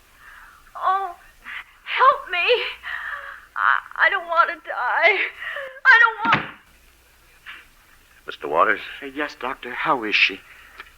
Mr. Waters, I hope you can take this. I don't think your wife is going to pull through. Oh no. That is, unless she talks. Talks? What do you mean? She had a lethal dose of poison. I've tried every antidote I can think of.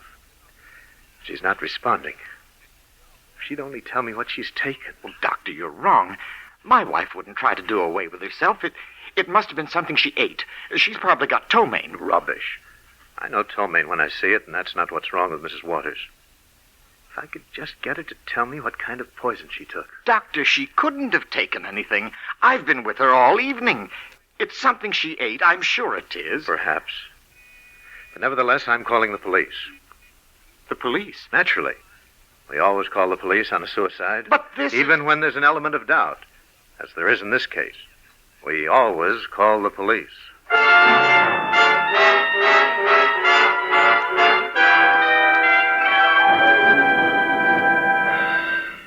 The hours tick by in this real case of a real crime, and still the victim lingers. With each return of consciousness, Lucille Waters tells the police and doctor at her bedside that she did not take anything. Yet they're almost certain she is dying of a deadly poison. Every known antidote for every known poison is administered, without effect. She rallies and sinks, her baffling symptoms defying medical precedent. It is a hopeless battle against an unknown foe, but the doctor struggles tirelessly to keep her life from ebbing away. For the law seeks certain information from her. They must know if she is taking her own life, or if this is murder. They must know that justice may be done.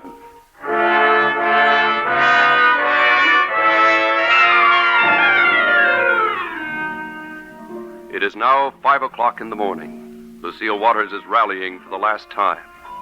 The doctor and nurse watch anxiously as Captain Burns from Homicide once more draws his chair close to the hospital bed. Mrs. Waters. Mrs. Waters. I didn't take poison. I want to live. Mrs. Waters, can you tell me what you did earlier tonight? Movies. Charles. Where did you eat tonight? At home. Did your husband help you in the kitchen? No. Oh! What was he doing while you got supper? I don't know. Reading the paper, I guess. Mrs. Waters, you've been poisoned. Now, we're trying to help you. You must think. Remember everything you ate or drank tonight. Yes. Are you sure you didn't put anything in your mouth after you ate supper? Oh,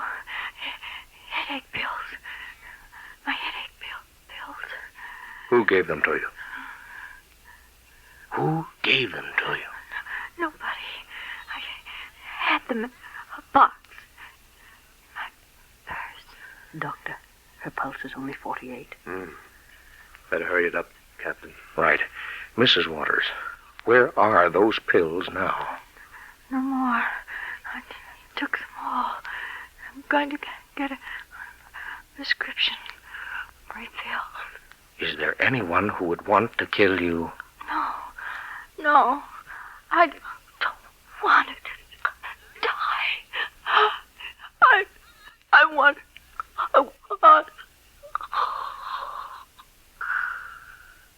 Doctor, she's gone. Captain, I guess that's all the questioning you're going to do as far as she's concerned. Yes. You're sure she didn't die from natural causes, aren't you? I am. But I could be wrong. Yeah, natural causes. Suicide or homicide. I want to know which one beyond a shadow of a doubt. Maybe the coroner can tell me why an apparently healthy young lady, after eating a supper she prepared herself and taking her own headache tablets by her own hand, should die. Or maybe her husband can.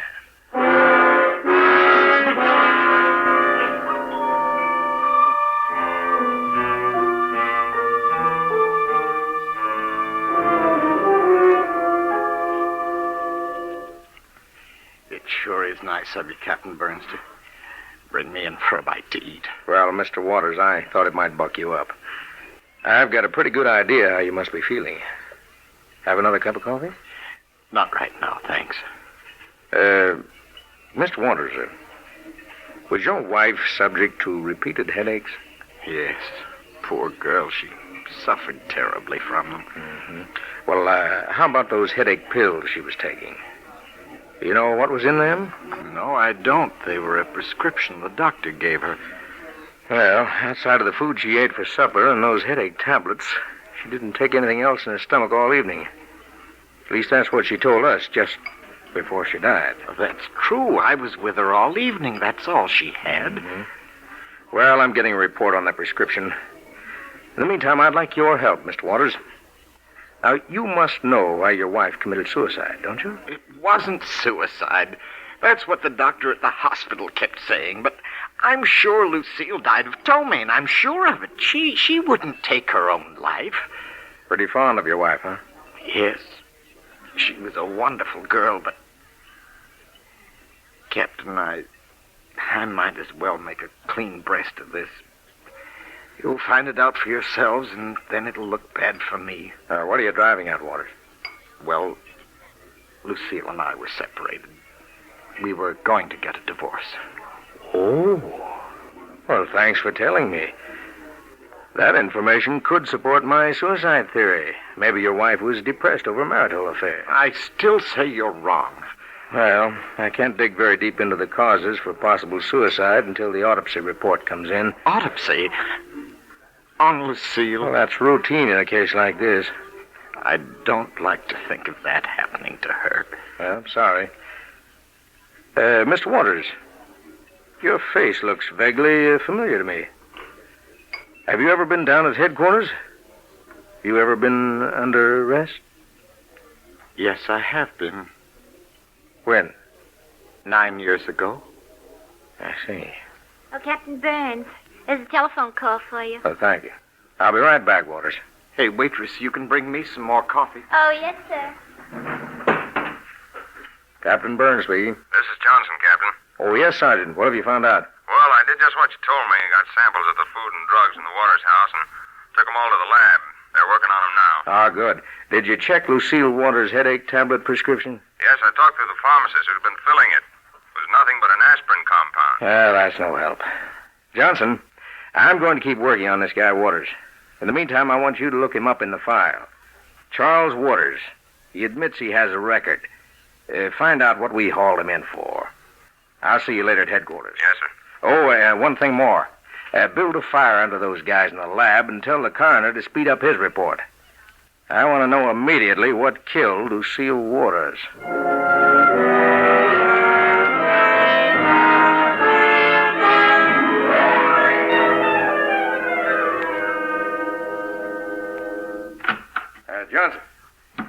Captain. You back so soon? I thought you'd be tied up with Waters a couple of hours. No, I couldn't get any more information out of him, so I let him go home. Now, what's been happening in the office here? Well, the lab completed the analysis of the food and drugs that I got from the Waters house. They report there's not a trace of poison in anything. Clean, huh? Yeah. Well, that lets out the possibility of ptomaine. Now, how about the coroner's report? Well, he hasn't called in yet. But I have the record card you wanted on Charles Waters. Good, let's see it. Charles Waters arrested May 20th, 1925. Held up trolley car, shot and wounded. Motorman confessed, sentenced to 9 years in state penitentiary. Yeah, looks bad for the guy. Anyone who could shoot could poison. But that isn't what's so peculiar, Captain. Yeah, what do you mean? Look at the date the crime was committed. May 20th. And yesterday was May 20th. And what happens? His wife gets a dose of poison and dies. Coincidence, Johnson. Besides, we're not sure about the poison part yet. Yeah, but listen to this one. Died, Mrs. Bertha Waters, May 20th, 1936. Cause of death unknown. Beneficiary, Charles Waters. What was the relationship? She was his wife. That's so. Married before. Well, he didn't tell me about that. He seemed on the level about everything else, huh? Here's another card on his mother. Let me have it. Mrs. Mary Waters. Died May 20th, 1934. Cause of death unknown. Beneficiary? Charles Waters. You see what I mean about the dates? They all happened on May 20th. Yeah. 4 times is an awful lot of coincidence, if you ask me. Deaths of 3 of Waters' kin and a violent crime for which he was sent up. All taking place in the same date over a period of years. Captain Burns. Oh, yes, Connor, come in. I have the autopsy report on Lucille Waters. Good, let's have it. She died of strychnine poisoning. Oh. I found enough of it in her stomach to have killed 6 people. What? But, Connor, doesn't strychnine poisoning usually show up within 15 minutes or so? As a rule, yes. The victim reacts with convulsions very shortly after the poison is taken into the system. Well, there's a discrepancy here somewhere, Connor. We know Lucille Waters took nothing into her stomach for nearly 3 hours before she was stricken. Yeah, and she lived about 12 hours after the first convulsion. Well, that's peculiar. Strychnine usually kills within 2-3 hours. Well, then why didn't it kill her sooner than it did? Well, it probably would have if it hadn't been for the antidotes given her. Well, then why didn't the antidote save her? Well, probably because she wasn't treated soon enough. And there wasn't enough antidote for the amount of strychnine. Yeah, I can see that. But how could you account for the length of time it took the poison to react in this case? I can't answer that, Burns. Yeah. Let me see what we've got now. We know Lucille Waters didn't die of natural causes. And I don't believe she committed suicide. Well, that leaves only murder, Captain. Yes. It leaves only murder.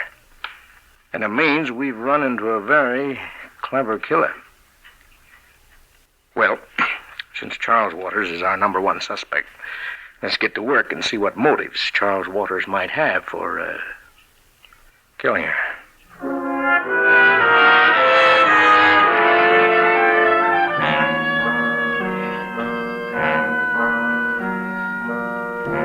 The wheels of justice are turning faster now, and the police doggedly accumulate every shred of available evidence against Charles Waters. His wife's will reveals Charles as beneficiary, and a possible motive for the crime is established. An autopsy is ordered performed on the remains of the first wife, a procedure that will take some time. Meanwhile, concealing all knowledge from their suspect, the police bring Charles Waters to headquarters. Under the cross-questioning, he changes from the smooth-spoken, grief-stricken husband and reveals his true self, vicious, taunting, cruel.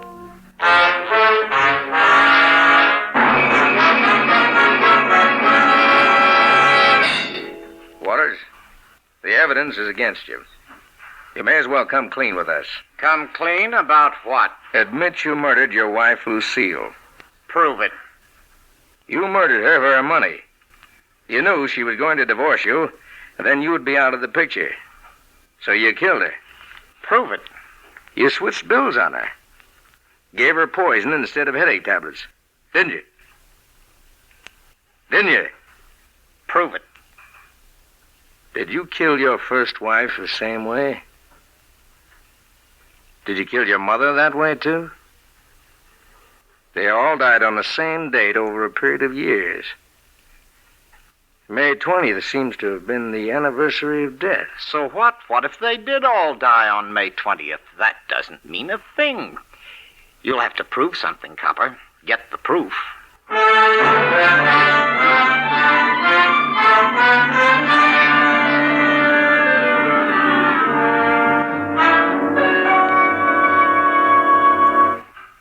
He's got us, Johnson. We know he's guilty, and he knows we know he's guilty. We can't let that killer get away with it. Well, I've got every seller of strychnine in the county lined up, Captain. Maybe we'll be able to hook him this way. Now, one of these men may have been the one who sold him the strychnine. Right. Send the men in one at a time. Okay, gentlemen, if you'll come this way, file in one at a time. Now, I'd like each of you to take a good look at this man sitting in here. Tell me if you've ever seen him before. All right, you, how about it, sir? I don't know him. Very well. Did you ever see this man before? No, sir, Captain. Ever see this fella? No. Ever see him? Nope. Ever see? No. No. Nope.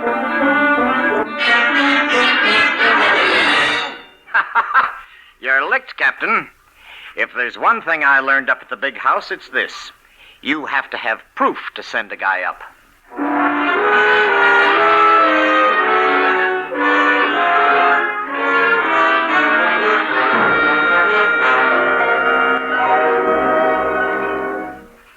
I've got a plan, Johnson. I'm going to take Waters over to the morgue to view the body. The chief isn't going to like that. Well, I'm not going to get rough with him. I'm just going to use a little psychology on him. Now, he doesn't know about our recent findings. And if I tell him about it in the office here, it may lose its impact. How do you mean, Captain? Well, if I hold that information until we get down in the morgue, and if I can establish the right mood, he may break. Yeah, a little psychology might work. Well, I want you and one of the boys to hide yourselves in the morgue before we get there. If he talks, take down every word he says.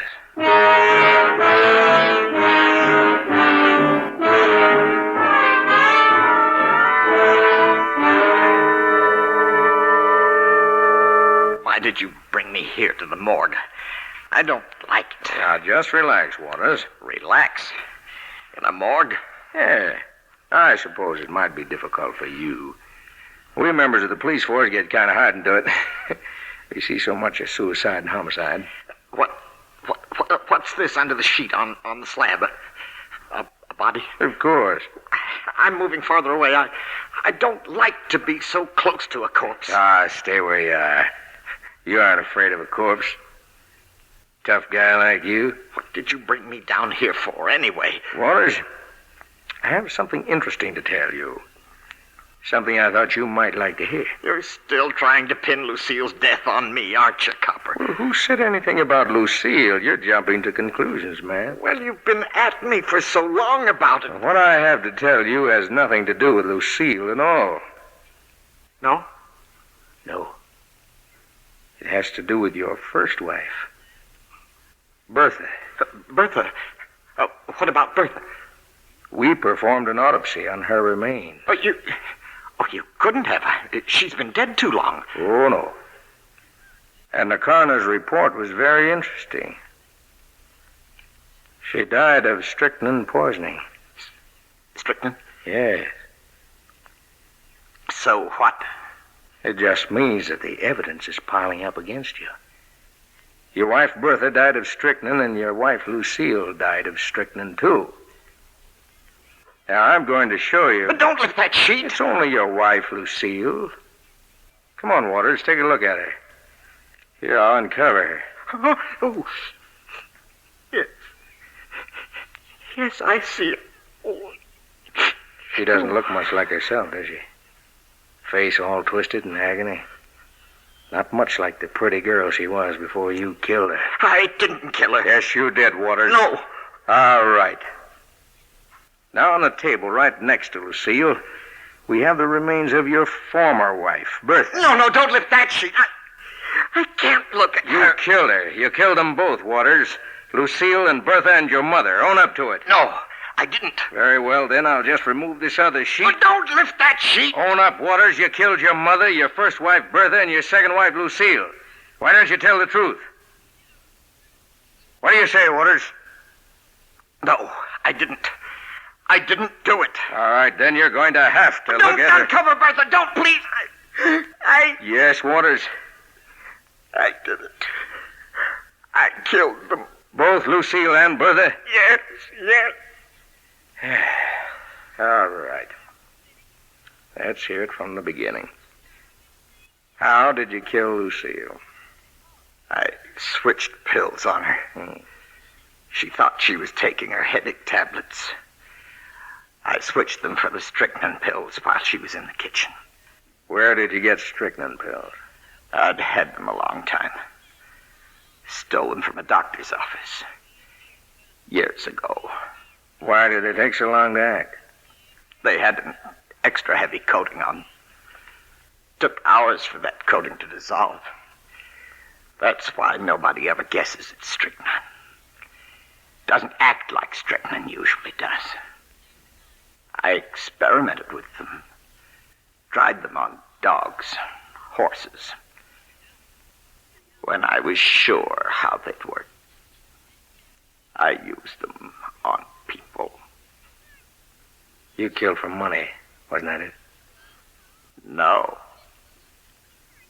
It wasn't the money. Well, you were the sole beneficiary in each case. But you don't know what happens to me. Every year, on May 20th, I have to kill. I have to. I can't help it. You wouldn't be fixing yourself an insanity plea, would you? You'll find out. I expect so.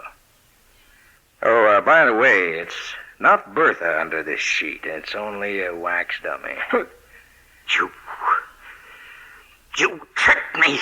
I deny everything I said. I deny it. It's too late, Waters. From now on, what happens to you is up to the courts of law.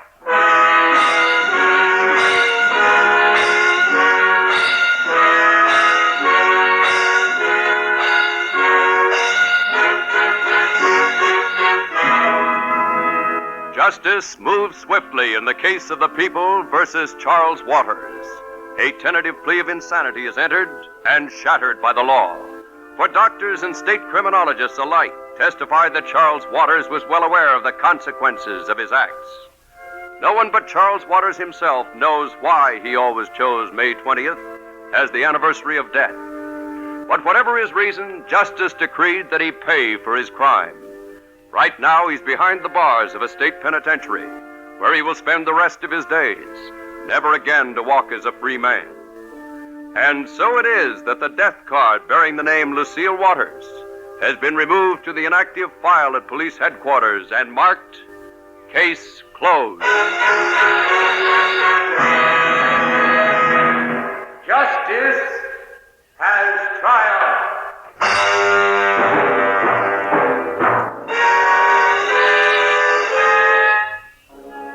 Plan to be with us again next Wednesday night at the same time for another famous true murder story entitled Murder Under the Hat.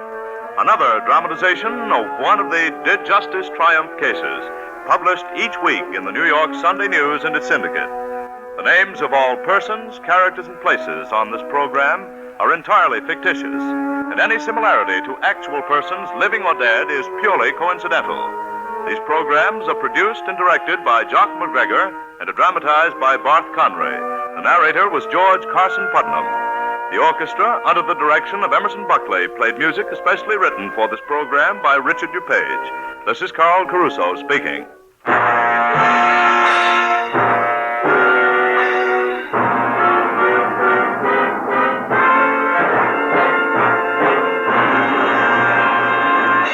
This is the Mutual Broadcasting System. 78 years ago, February 12, 1947, Did Justice Triumph? A reminder to visit our webpage at classicradio.stream. Yours truly, Johnny Dollar, as many of our listeners may never have heard it, is next.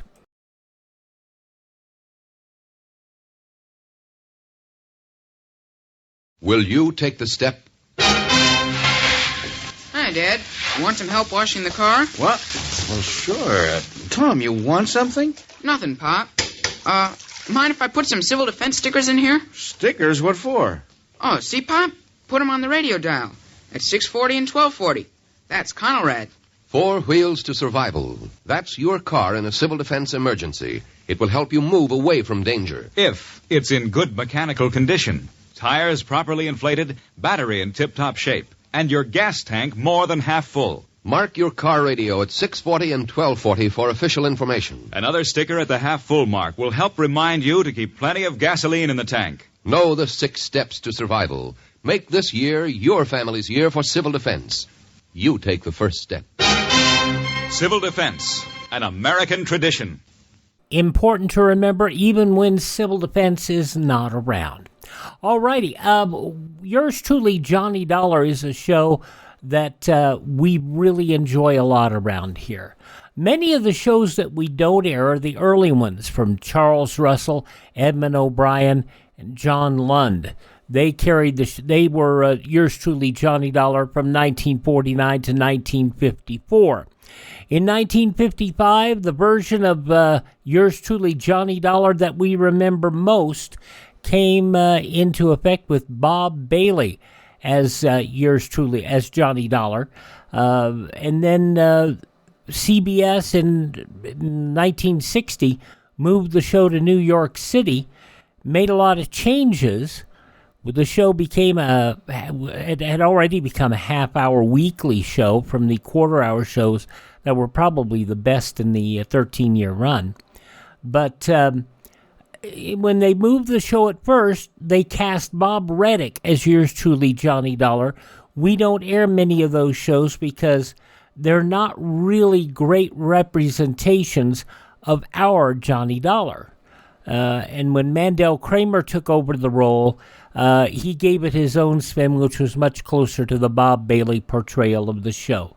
We'll let you hear Bob Readick here. And this show is not the greatest audio quality, but it gives you an idea. It's one of the better ones that we found. Bob Readick as Johnny Dollar in Yours truly, Johnny Dollar, 64 years ago, February 12th, 1961, and the Wayward Fireman Matter. Johnny Dollar. This is Harrison Hadley in Buffalo, New York. Hadley. That's right. I'm the local agent for Masters Insurance and Trust. Oh, of course, Mr. Hadley. It's been some time since I've had to call on you. Well, what's to be your problem, sir? Fire. Fire. Well, actually fires, Mr. Dollar. 2 of them. Go on. One of them occurred yesterday. The other started only a few hours ago. As a matter of fact, the fire department is still fighting it. And you suspect arson? I sure do. So, Dollar, if you can come out here right away. I certainly can. Good. Now, I'll arrange for a room in your name at the Statler. And if you'll contact me when your plane gets in... Mr. Hadley. Yes? How much insurance have you written on those fires? Well, on this warehouse burning now, it's something over $200,000. Okay. So for both of them, it means about $400,000. Fine, then you can afford it. Oh, sure, but afford what? My expense account. Oh, well, of course we can. I mean, for 2. Expense account for 2? I'm afraid I don't understand. You will when I see you. Bye.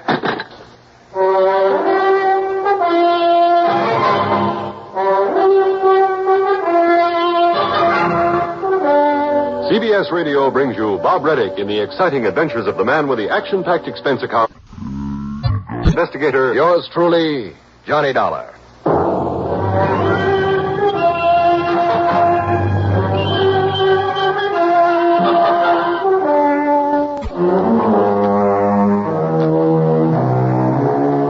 Expense account submitted by Special Investigator Johnny Dollar to the Masters Insurance and Trust Company, Buffalo office. Following is an account of expenses incurred during my investigation of the Wayward Fireman Matter.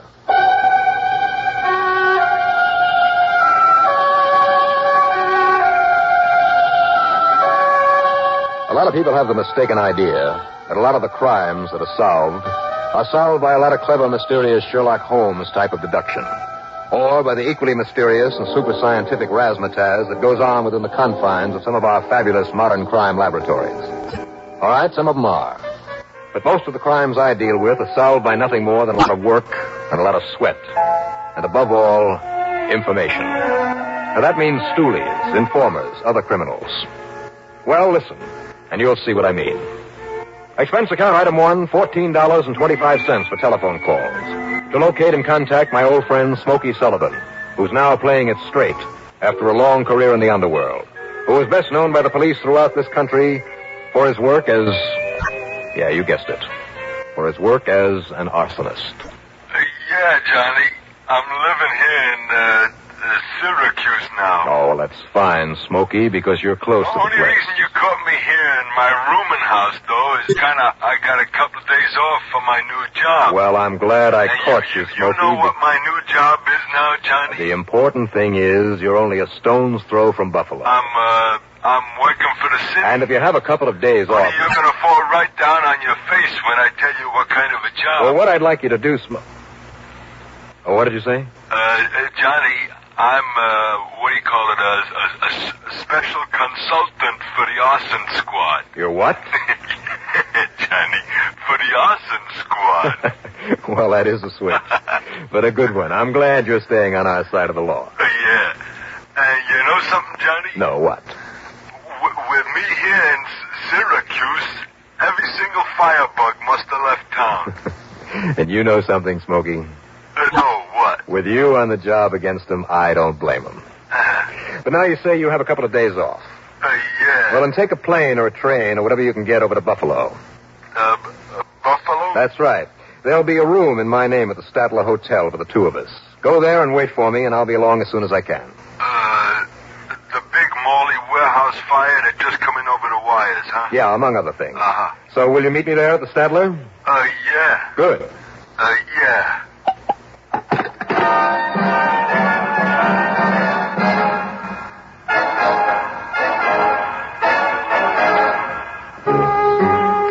Item 2, $31 even for a cab to Bradley Field, a plane to New York, and a plane to Buffalo.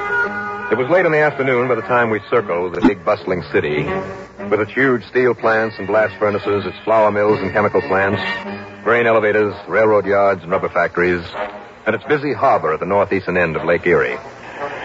As soon as we sat down at the Greater Buffalo International Airport, I picked up my luggage and started to look for a taxi. Dollar! Dollar, over here! Are you on, Mr. Hadley? Yes, Harrison Hadley. Don't tell me it's been that long since you've been here. Or is it this slight paunch I've developed and a few prematurely gray hairs? How are you? I'm fine, Mr. Hadley. And for heaven's sakes, call me Harrison, or better still, Harry. Right. Well, now, come on. I got my car idling away in a no parking zone. Unless I'm mistaken, that policeman doesn't like it. You're right, but here we are. All right, slide in. Throw your bag in the back. Right you are. Come on. That's all right, officer. Pulling out right now. Well, you better, mister, if you don't want a ticket.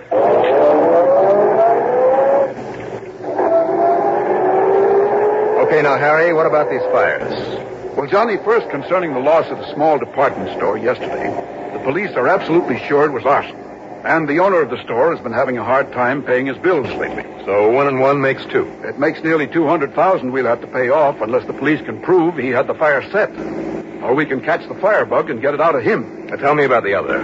A warehouse for scrap rubber. And again, the owner, a man by the name of Morley, has been having financial troubles. So 2 and 2 makes 400,000. Right. And in the case of the warehouse, the police are sure the same incendiary method was used. Well, now, don't they keep a list of torch men and their methods? Of course. But, Johnny, these 2 fires have them stopped. Now, apparently it's some method they've never known to be used before. Well, I bet I know somebody who'll recognize it. Oh, really? Who? This friend of mine I mentioned over the phone. The one I've invited along to give me a hand. Well, who is he? Well, just get me into the Statler and I'll introduce you.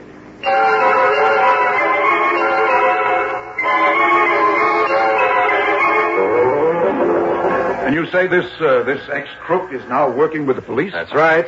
If I know Smoky, there'll be no arson there in Syracuse as long as he's around. Well, then they're probably wishing he hadn't come on over here to Buffalo to give you a hand for a couple of... here we are. Now, let's just hope he's already here so that we can... Smoky? I guess not. What was that? Somebody banged down a window somewhere in the back of this... Wait a minute. Smoky? Smoky, you are... Oh, no. What is it, Johnny? What's wrong? Smoky. Now, Smoky, listen to me.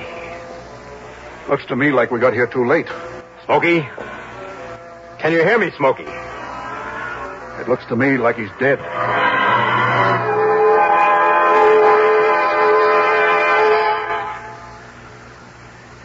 An operation to correct microstenosis is an everyday experience in this day and age. Even more advanced surgery of the heart involving heart-lung machines and other modern equipment is no longer rare and highly successful in saving lives. Humanity owes a great deal for living at a time when many conditions involving the heart can be corrected through diet, through day-to-day care, through drugs, and, where necessary, through surgery. But we are a long way from conquering many of the causes of heart and artery sickness. Impressive as are the victories already won, the battles ahead for science and medicine are imposing. They can be won with massive support. This support can be given most effectively to your local heart association, this month seeking funds to continue the job. Help your heart fund. Help your heart. Be generous. The work is vital, and the diseases won't cure themselves.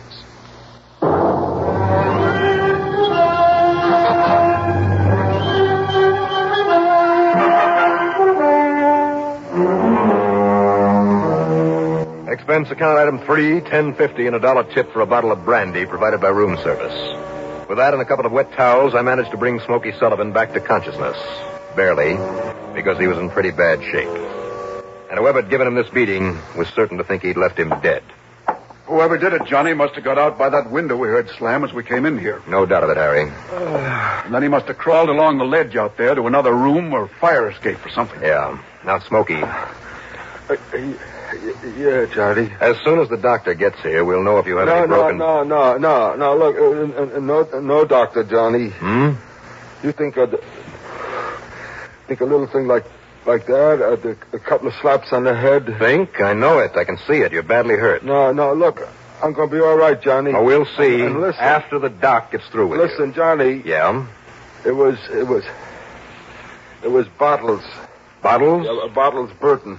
Bottles Burton did this to you? Yeah. Bottles Burton? That's a man's name? Yeah, because of his chemicals. It's a trick. Yeah? Trick with the bottles of chemicals to set a fire. Oh, I see. Look, give me a little more sip of that, huh? Yeah, sure. Here. Here you are. Yeah. Thanks. He's a bad one, Johnny. And he must be crazy to have plowed into you like this. He's a pyromaniac. Pyromaniac? Yeah, it has been ever since a kid. They sent him up to the state hospital for it. I see. But now you just take it easy. Only way they could keep him from starting fires there, they let him shovel coal in the big furnace in the powerhouse. And that gave him all the fire he wanted, huh? Yeah, but then they thought they had him cured, so they let him go. And ever since... he's been a torch man for hire. Oh, no, Johnny. What do you mean, no? Of course he has. No. Because like I say, he's like a maniac. I mean, he would never set a fire for money. Only for himself. You're sure of that? Yeah. Well, then, Harry, maybe your plan owners didn't hire him after all. No, not him. Well, nevertheless, Johnny, you've got to stop him now that you know who he is. Not only because it means a public service on the part of our company, but, well... Because if he isn't stopped, your company may have to pay off some more of these big claims. Exactly. And listen... Now, listen, are you sure that it isn't too much for you, Smoky, until the doc gets here? Yeah, Johnny, I'm sure. Because, listen... Yeah? Part of this maniac... Yeah? Always 3 fires in a row. 3 days in a row. Oh? That means he'll start another one tonight. So if you don't stop him, Johnny... Before he could get to you, Johnny. Well, as long as he doesn't know I'm in town, let's not worry about that. Well... But he must know. What? Yeah. Well, why do you think that? He was so surprised when he saw me open this door. Me thinking it was you that knocked. So he must have thought it was you here in this room. The room is in your name. Well, how could he possibly... Harry, did you tell anyone I was coming here? Well, knowing you'd want to work with them, as you always do, I did phone the police. And if there was a radio newsman, a reporter standing around, and there probably was... Oh, great. And now to make matters worse, Burton must know that Smoky's here to work with me. Oh, I'm sorry, Johnny. Only now he thinks I'm dead. Hmm? Yeah. Yeah, that's true. Or if he doesn't, maybe we can... Yeah. Mm-hmm. What is it, Johnny? You have some idea for... Only if he does for sure know that you're here, Johnny, he... Are you listening, Johnny? Hmm? Oh, yes, sure. Well, I don't think he'd start that third fire tonight, knowing you might tag him. I think he'd lay low. Well, that's fine. If there's nothing else, then, Johnny, that'll give you time. Maybe. Now, Smoky, tell me everything you can about him, about this Bartles Burton, his habits, the kind of friends he picks up, what sort of place he might find to live, anything. Oh, well, he'd always get a job, Johnny. What kind? Like maybe a fireman. Fireman? Like in some powerhouse or maybe around some blast furnace or some place where there's fire. Oh, I see. Smoky, you've just given me a wild idea. Yeah? If I can get a mug shot of him, and there must be one around somewhere. Yeah. What is this idea, Johnny? It's worth a try. Now, Harry. Yes? Make whatever deal you have to with this hotel to have him play along with me. Then get it out to the radio and the press that Smoky here is dead as a result of this beating. That his body has been taken to the morgue. Oh? Only, of course, he'll stay right here. Well, I'm afraid I don't... You let that news out right away, okay? Whatever you say, Johnny. But why? Just wait and see.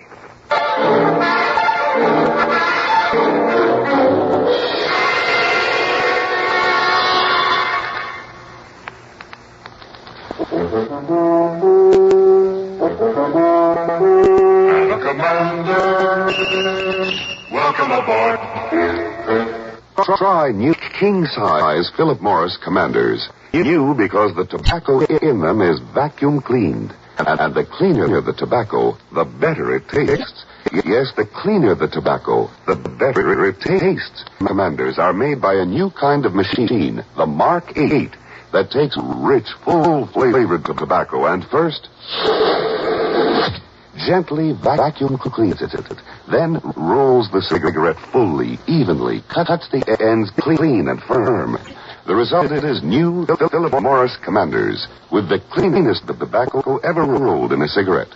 Try it back. You'll get a full, round, king size of solid smoking pleasure because the cleaner the tobacco, the better it tastes. Noticeably better.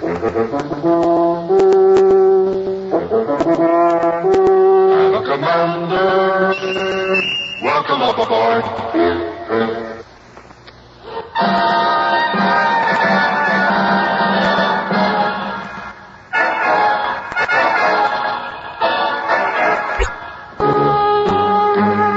Expense account item 4, $1 even for a taxi to police headquarters. Yeah, they had a mug shot of Burton. They said he hadn't been able to connect his method with those processes. They gave me a copy, and of course they swore they'd do everything they could to flush him out if he were still around. And then I played my hunch. And item 5 is $18.70 in taxi fares, checking around a flock of fire departments and stations until, finally... Sure, Mr. Dollar. Only his name isn't Burton. He called himself Charlie Smith. Smith, huh? Yes, sir. This is his picture, all right. He's one of my boys, all right. Good. Now, just where can Or rather, he was. What do you mean by that, Chief? He just didn't report for work, and we haven't seen him here at the firehouse since. Since when? Oh, a couple of days ago. I checked his rooming house, that's where he lives off duty, and he's left there, too. And you have no idea where I might find him? Might start to look for him? I'm afraid not, sir. It's funny, too. What do you mean, funny? He was a good man. It always seemed like he... Well, almost like he enjoyed his work around him. That's the understatement of the week.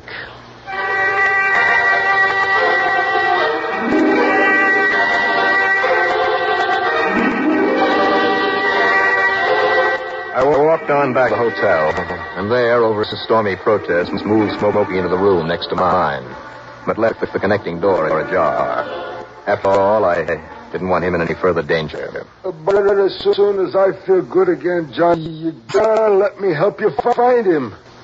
Only if he set that wacky mind of his to start another fire tonight... You just stay quiet and rest that broken head of yours. If I find you trying to climb out of bed, I'll clout you one myself. Okay, Johnny. I'll be right here in the next room, so if you want anything, you holler, okay? Johnny. Yeah? Look, Burton may go nuts waiting for you to leave town. I mean, so he can set that third fire. And being a killer, too. Now, wait. Maybe you've given me the answer. Yeah? Yeah, Smoky. Yeah.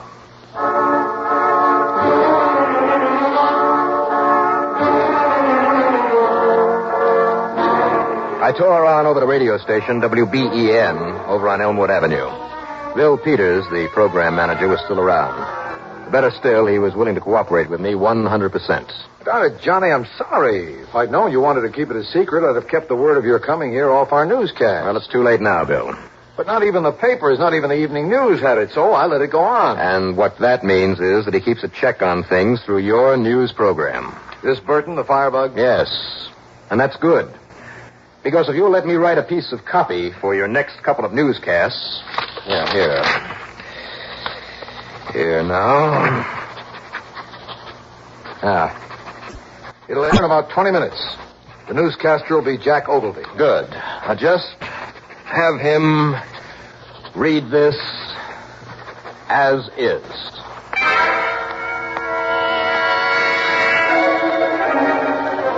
I got back to the Statler just in time to hear Jack Ogilvy's news on a little radio there in my room. It'll be cold again tomorrow throughout this whole area. Oh, and here's another item in connection with the Morley warehouse fire. Johnny Dollar, the investigator called in by the insurance company, is leaving the case. No doubt because of the death of his colleague, a man with the unlikely name of Smoky Sullivan. Dollar, we are informed, checked out of his hotel just a few minutes ago and is on his way back to Hartford. Could he have been afraid of this pyromaniac killer? Doesn't sound like him. And now let me give you the local weather report again. Mm-hmm. We'll just wait and see what we... Smoky. Hi, Johnny. Now, look, Bob, you have orders to stay in bed. That announcer I heard on the radio. That news item was a plant. Now, go on back to bed. I'm all right. Oh, fine. Just fine. So now I gotta carry you back to bed.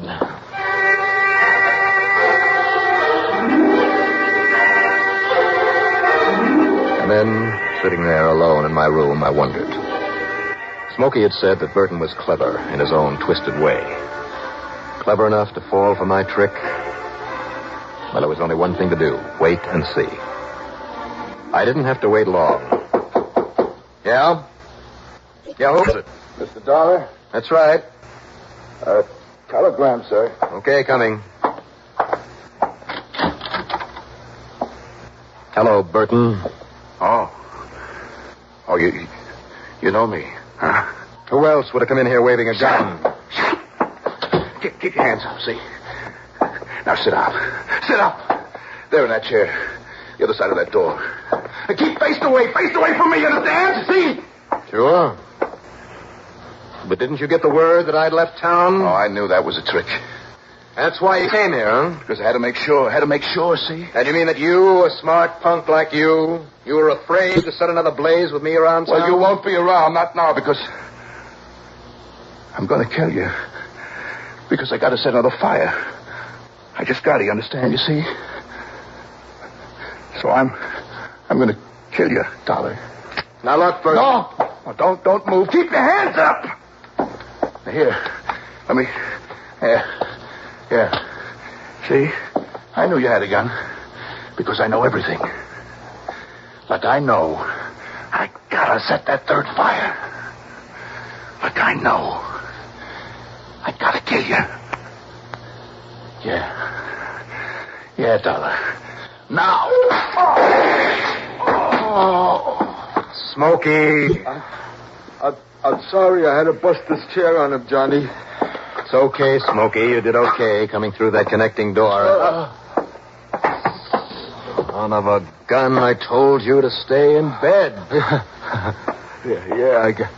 I guess I wasn't as strong as I... You want to help me, Johnny? You bet I do.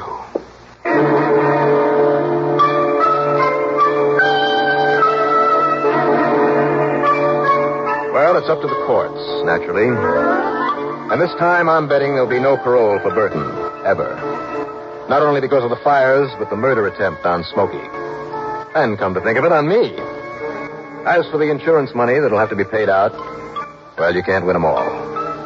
Expense account total, including room and board and Smoky's expenses, plus a little gratuity and to cover his doctor's bills, $227 even. Yours truly, Johnny Dollar.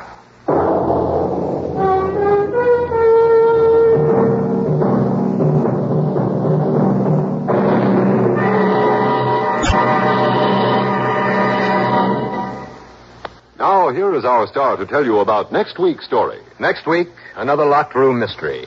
It's called The Too Tired Matter. Remember that title and join us, won't you?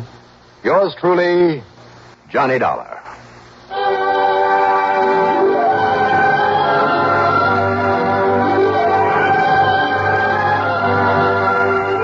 Yours truly, Johnny Dollar, starring Bob Readick, is written by Jack Johnstone. Produced and directed by Bruno Zerato Jr. Musical supervision by Ethel Huber. Heard in our cast were Nat Polen as Smoky Sullivan, Bill Smith as Harrison Hadley, Bernard Grant as Burton, George Petrie as Bill Peters, Robert Dryden as the Chief. Jack Ogilvy of WBEN played himself. Be sure to join us next week, same time and station, for another exciting story of yours truly, Johnny Dollar. This is Art Hanna speaking. Like I said, the quality of the show wasn't good, but it gives you an idea why Bob Readick was Johnny Dollar from just the time that production moved to New York in December of 1960 until June of 1961. The flat quality did not reflect what Johnny Dollar had become. It's more like Charles Russell in the original Yours Truly, Johnny Dollar. So in June of 1961, the final Johnny Dollar took over, Mandel Kramer, who gave it a much more lively interpretation of our favorite insurance investigator. 64 years ago, February 12th, 1961, yours truly, Johnny Dollar, here on Classic Radio Theater with Wyatt Cox. Coming up next, Claudia.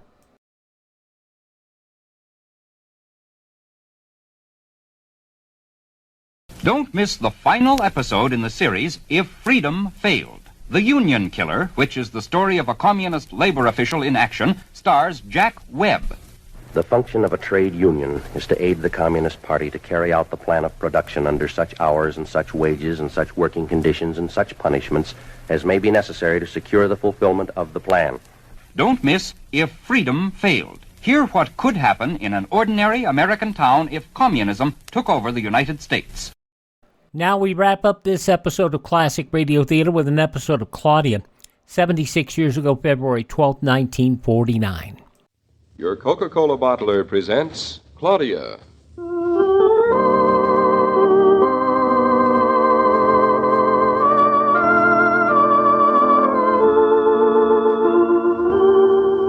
Claudia, based on the play and novels by Rose Franken.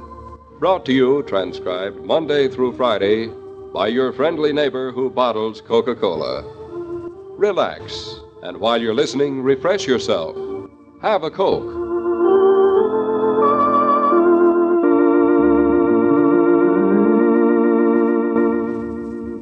And now, Claudia.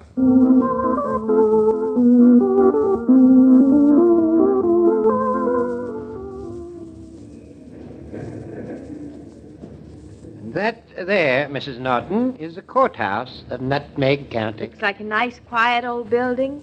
I like all the ivy. You'd be surprised some of the exciting cases we've heard tried in that courthouse, Mrs. Norton. Maybe you wouldn't think it was such a quiet old place if you had. What did he say, young woman? Did he say he's the biggest thing in a lawyer to come out of New England since Daniel Webster? No, he didn't exactly say that at all, Miss Tucker. Thank you, Mr. Norton. How's that? How? He didn't say it. Listen, son, that does not mean he wasn't thinking it. Delilah Tucker, I fail to see any reason why these good people and quondam neighbors of mine should be attendant upon the Billingsgate and ordure which you see fit to hurl upon me for reasons known only to you. I can't hear a word he said, Miss Norton, but I bet you he sounds more like Daniel Webster than Daniel Webster did himself. What have you got against me, Miss Tucker? I've represented you and your brother faithfully as an attorney for 30 years. Maybe more, maybe less. That's all I got against you, Rupert Hankins. You're a lawyer. That's right. And the title company lawyer is going to meet us in the county clerk's office in an hour, maybe. At least that's what he said on the telephone. You're not in no more of a hurry than I am, Rupert Hankins. I gotta go home and mash Jad's potatoes. Danged if he didn't lose his teeth in the middle of arguing with me. We can't let you go yet, Delilah Tucker. You've got to hand over the deed in front of witnesses. Rupert Hankins, I'd really like to know if you think I heard that. As a member of the bar in good standing of this county, Delilah, I don't theorize on things I don't know about. Maybe. I hope you can stop fighting long enough to get all this done. Fighting? What'd she say? She said we were fighting. Well, if that doesn't beat all, Rupert Hankins and I have been friends for 60 years and ain't said a nice word to each other yet. But who calls that fighting? Step right in here. We'll have this settled in a minute, maybe. It's been settled for hours. It hasn't been settled yet in the eyes of the law, meaning Mr. Hankins here. Rupert Hankins, here's your deed. Not so fast, Delilah. Let me take a good look at this. I want to be sure that it's a proper deed. But you wrote it yourself. Yes, but that was as your representative. At this moment, I'm representing the Nortons. I don't think that's fair, Mr. Hankins. You're supposed to be representing the Tuckers, too. I'll take care of my other clients in due course, Mrs. Norton.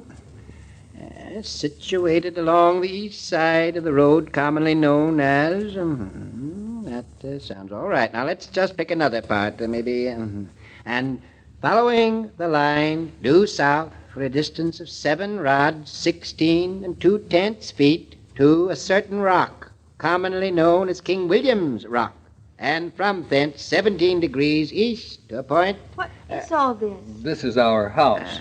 Doesn't sound like it. Are you sure? That's it, all right.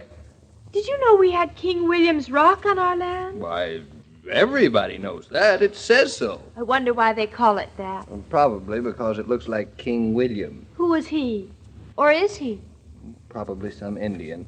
Maybe his ghost lives underneath the rock. Ghosts? You mean we're going to have ghosts, too? Oh, this farm comes completely equipped.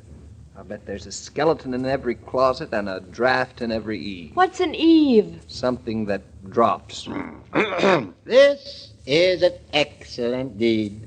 Covers the situation perfectly. We accept it. We ought to, Rupert. You wrote it. The part of it that isn't printed, and I'm ready to wager you copied that off something else anyhow. On behalf of my clients, Mr. and Mrs. Norton, we accept this deed as properly executed, exclusive, and binding.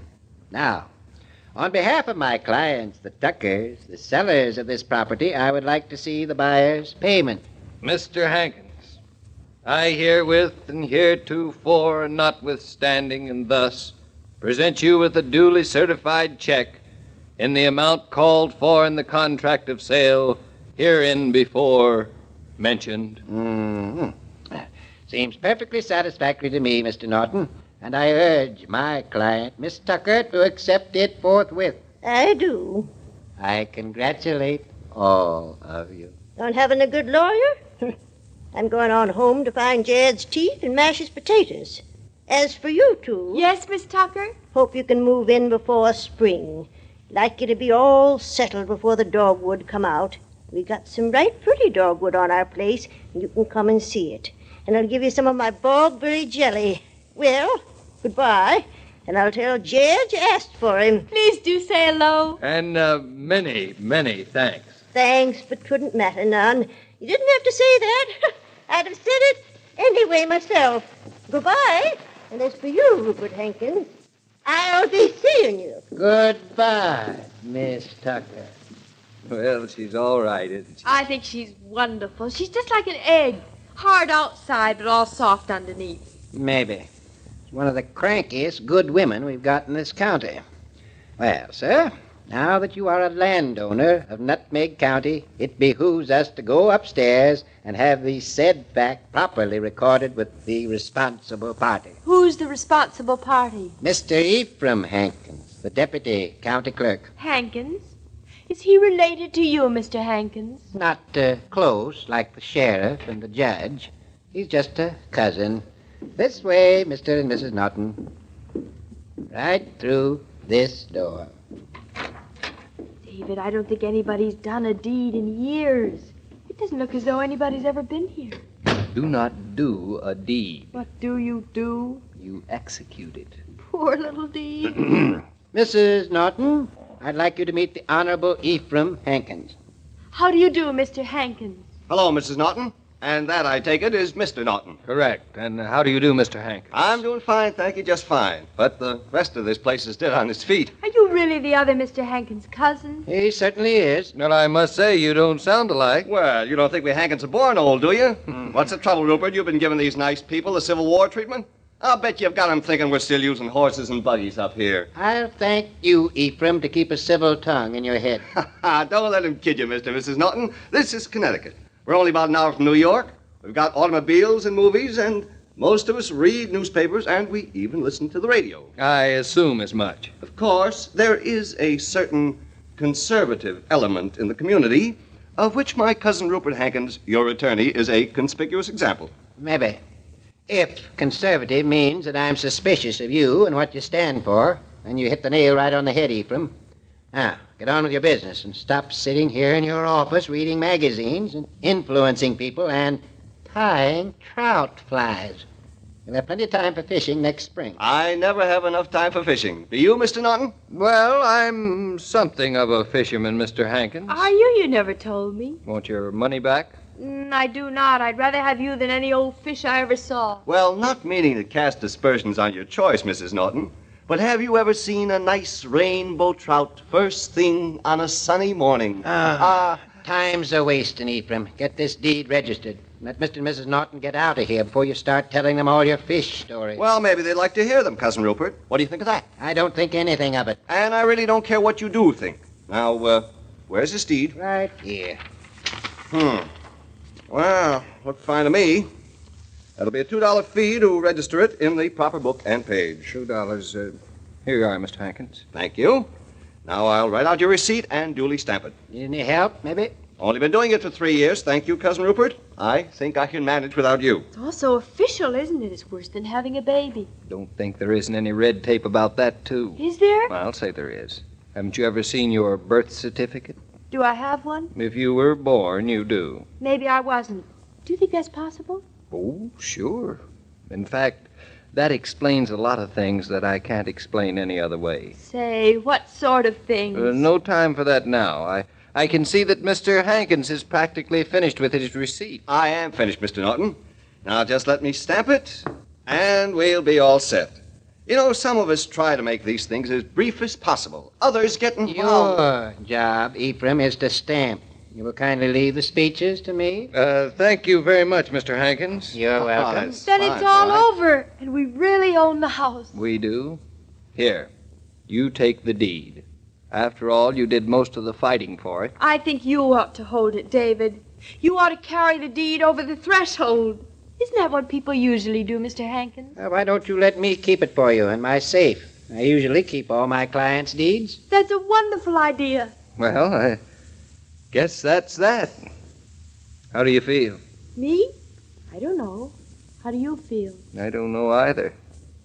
I expected to feel so much that now that everything's settled, I feel a little let down. Me too. Wait till we move in now and start living up here. Then there won't be any letdowns. I know. There won't be any time for it. It's a beautiful, beautiful house. Wait till you start living here. That's just exactly what I wanted to say to you, Mr. and Mrs. Norton. What? Well, I want to welcome you and Mr. Norton to Nutmeg County. We're getting a lot of New York people up here, and we hope you're going to feel at home. Well, we're going to be farming our place, you know, Mr. Hankins. Fine, fine. We've got a progressive little community here with a first-rate chamber of commerce and some great boosters in the Lions Club.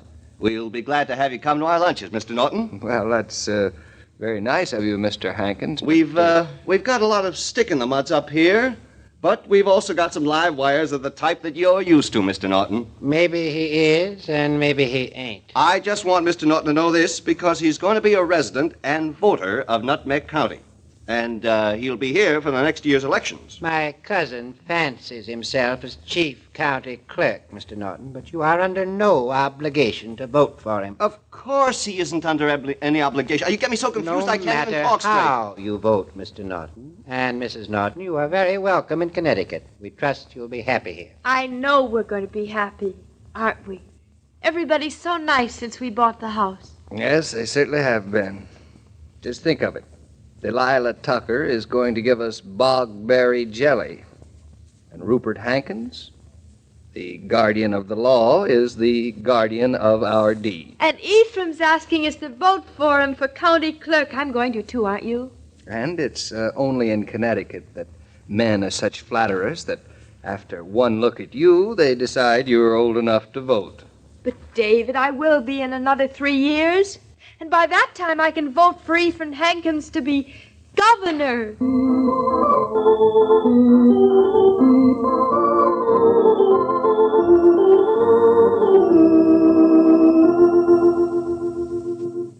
This broadcast of Claudia was supervised and directed by William Brown Maloney.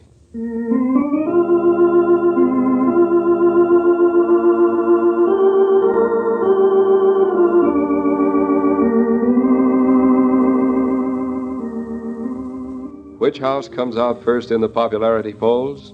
That's easy. It's the house where there's always plenty of ice-cold Coke. Nobody can resist the hospitality that comes from a refrigerator stocked with Coca-Cola. Say, have a Coke, and presto, your guests are enjoying the pause that refreshes. The pause that's welcome in any gathering, anywhere.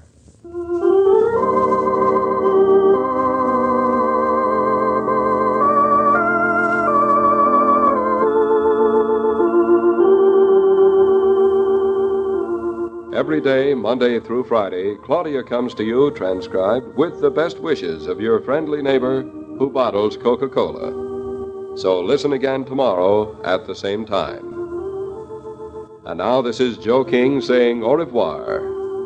And remember, whoever you are, whatever you do, wherever you may be, when you think of refreshment, think of Coca-Cola. For ice-cold Coca-Cola makes any pause the pause that refreshes.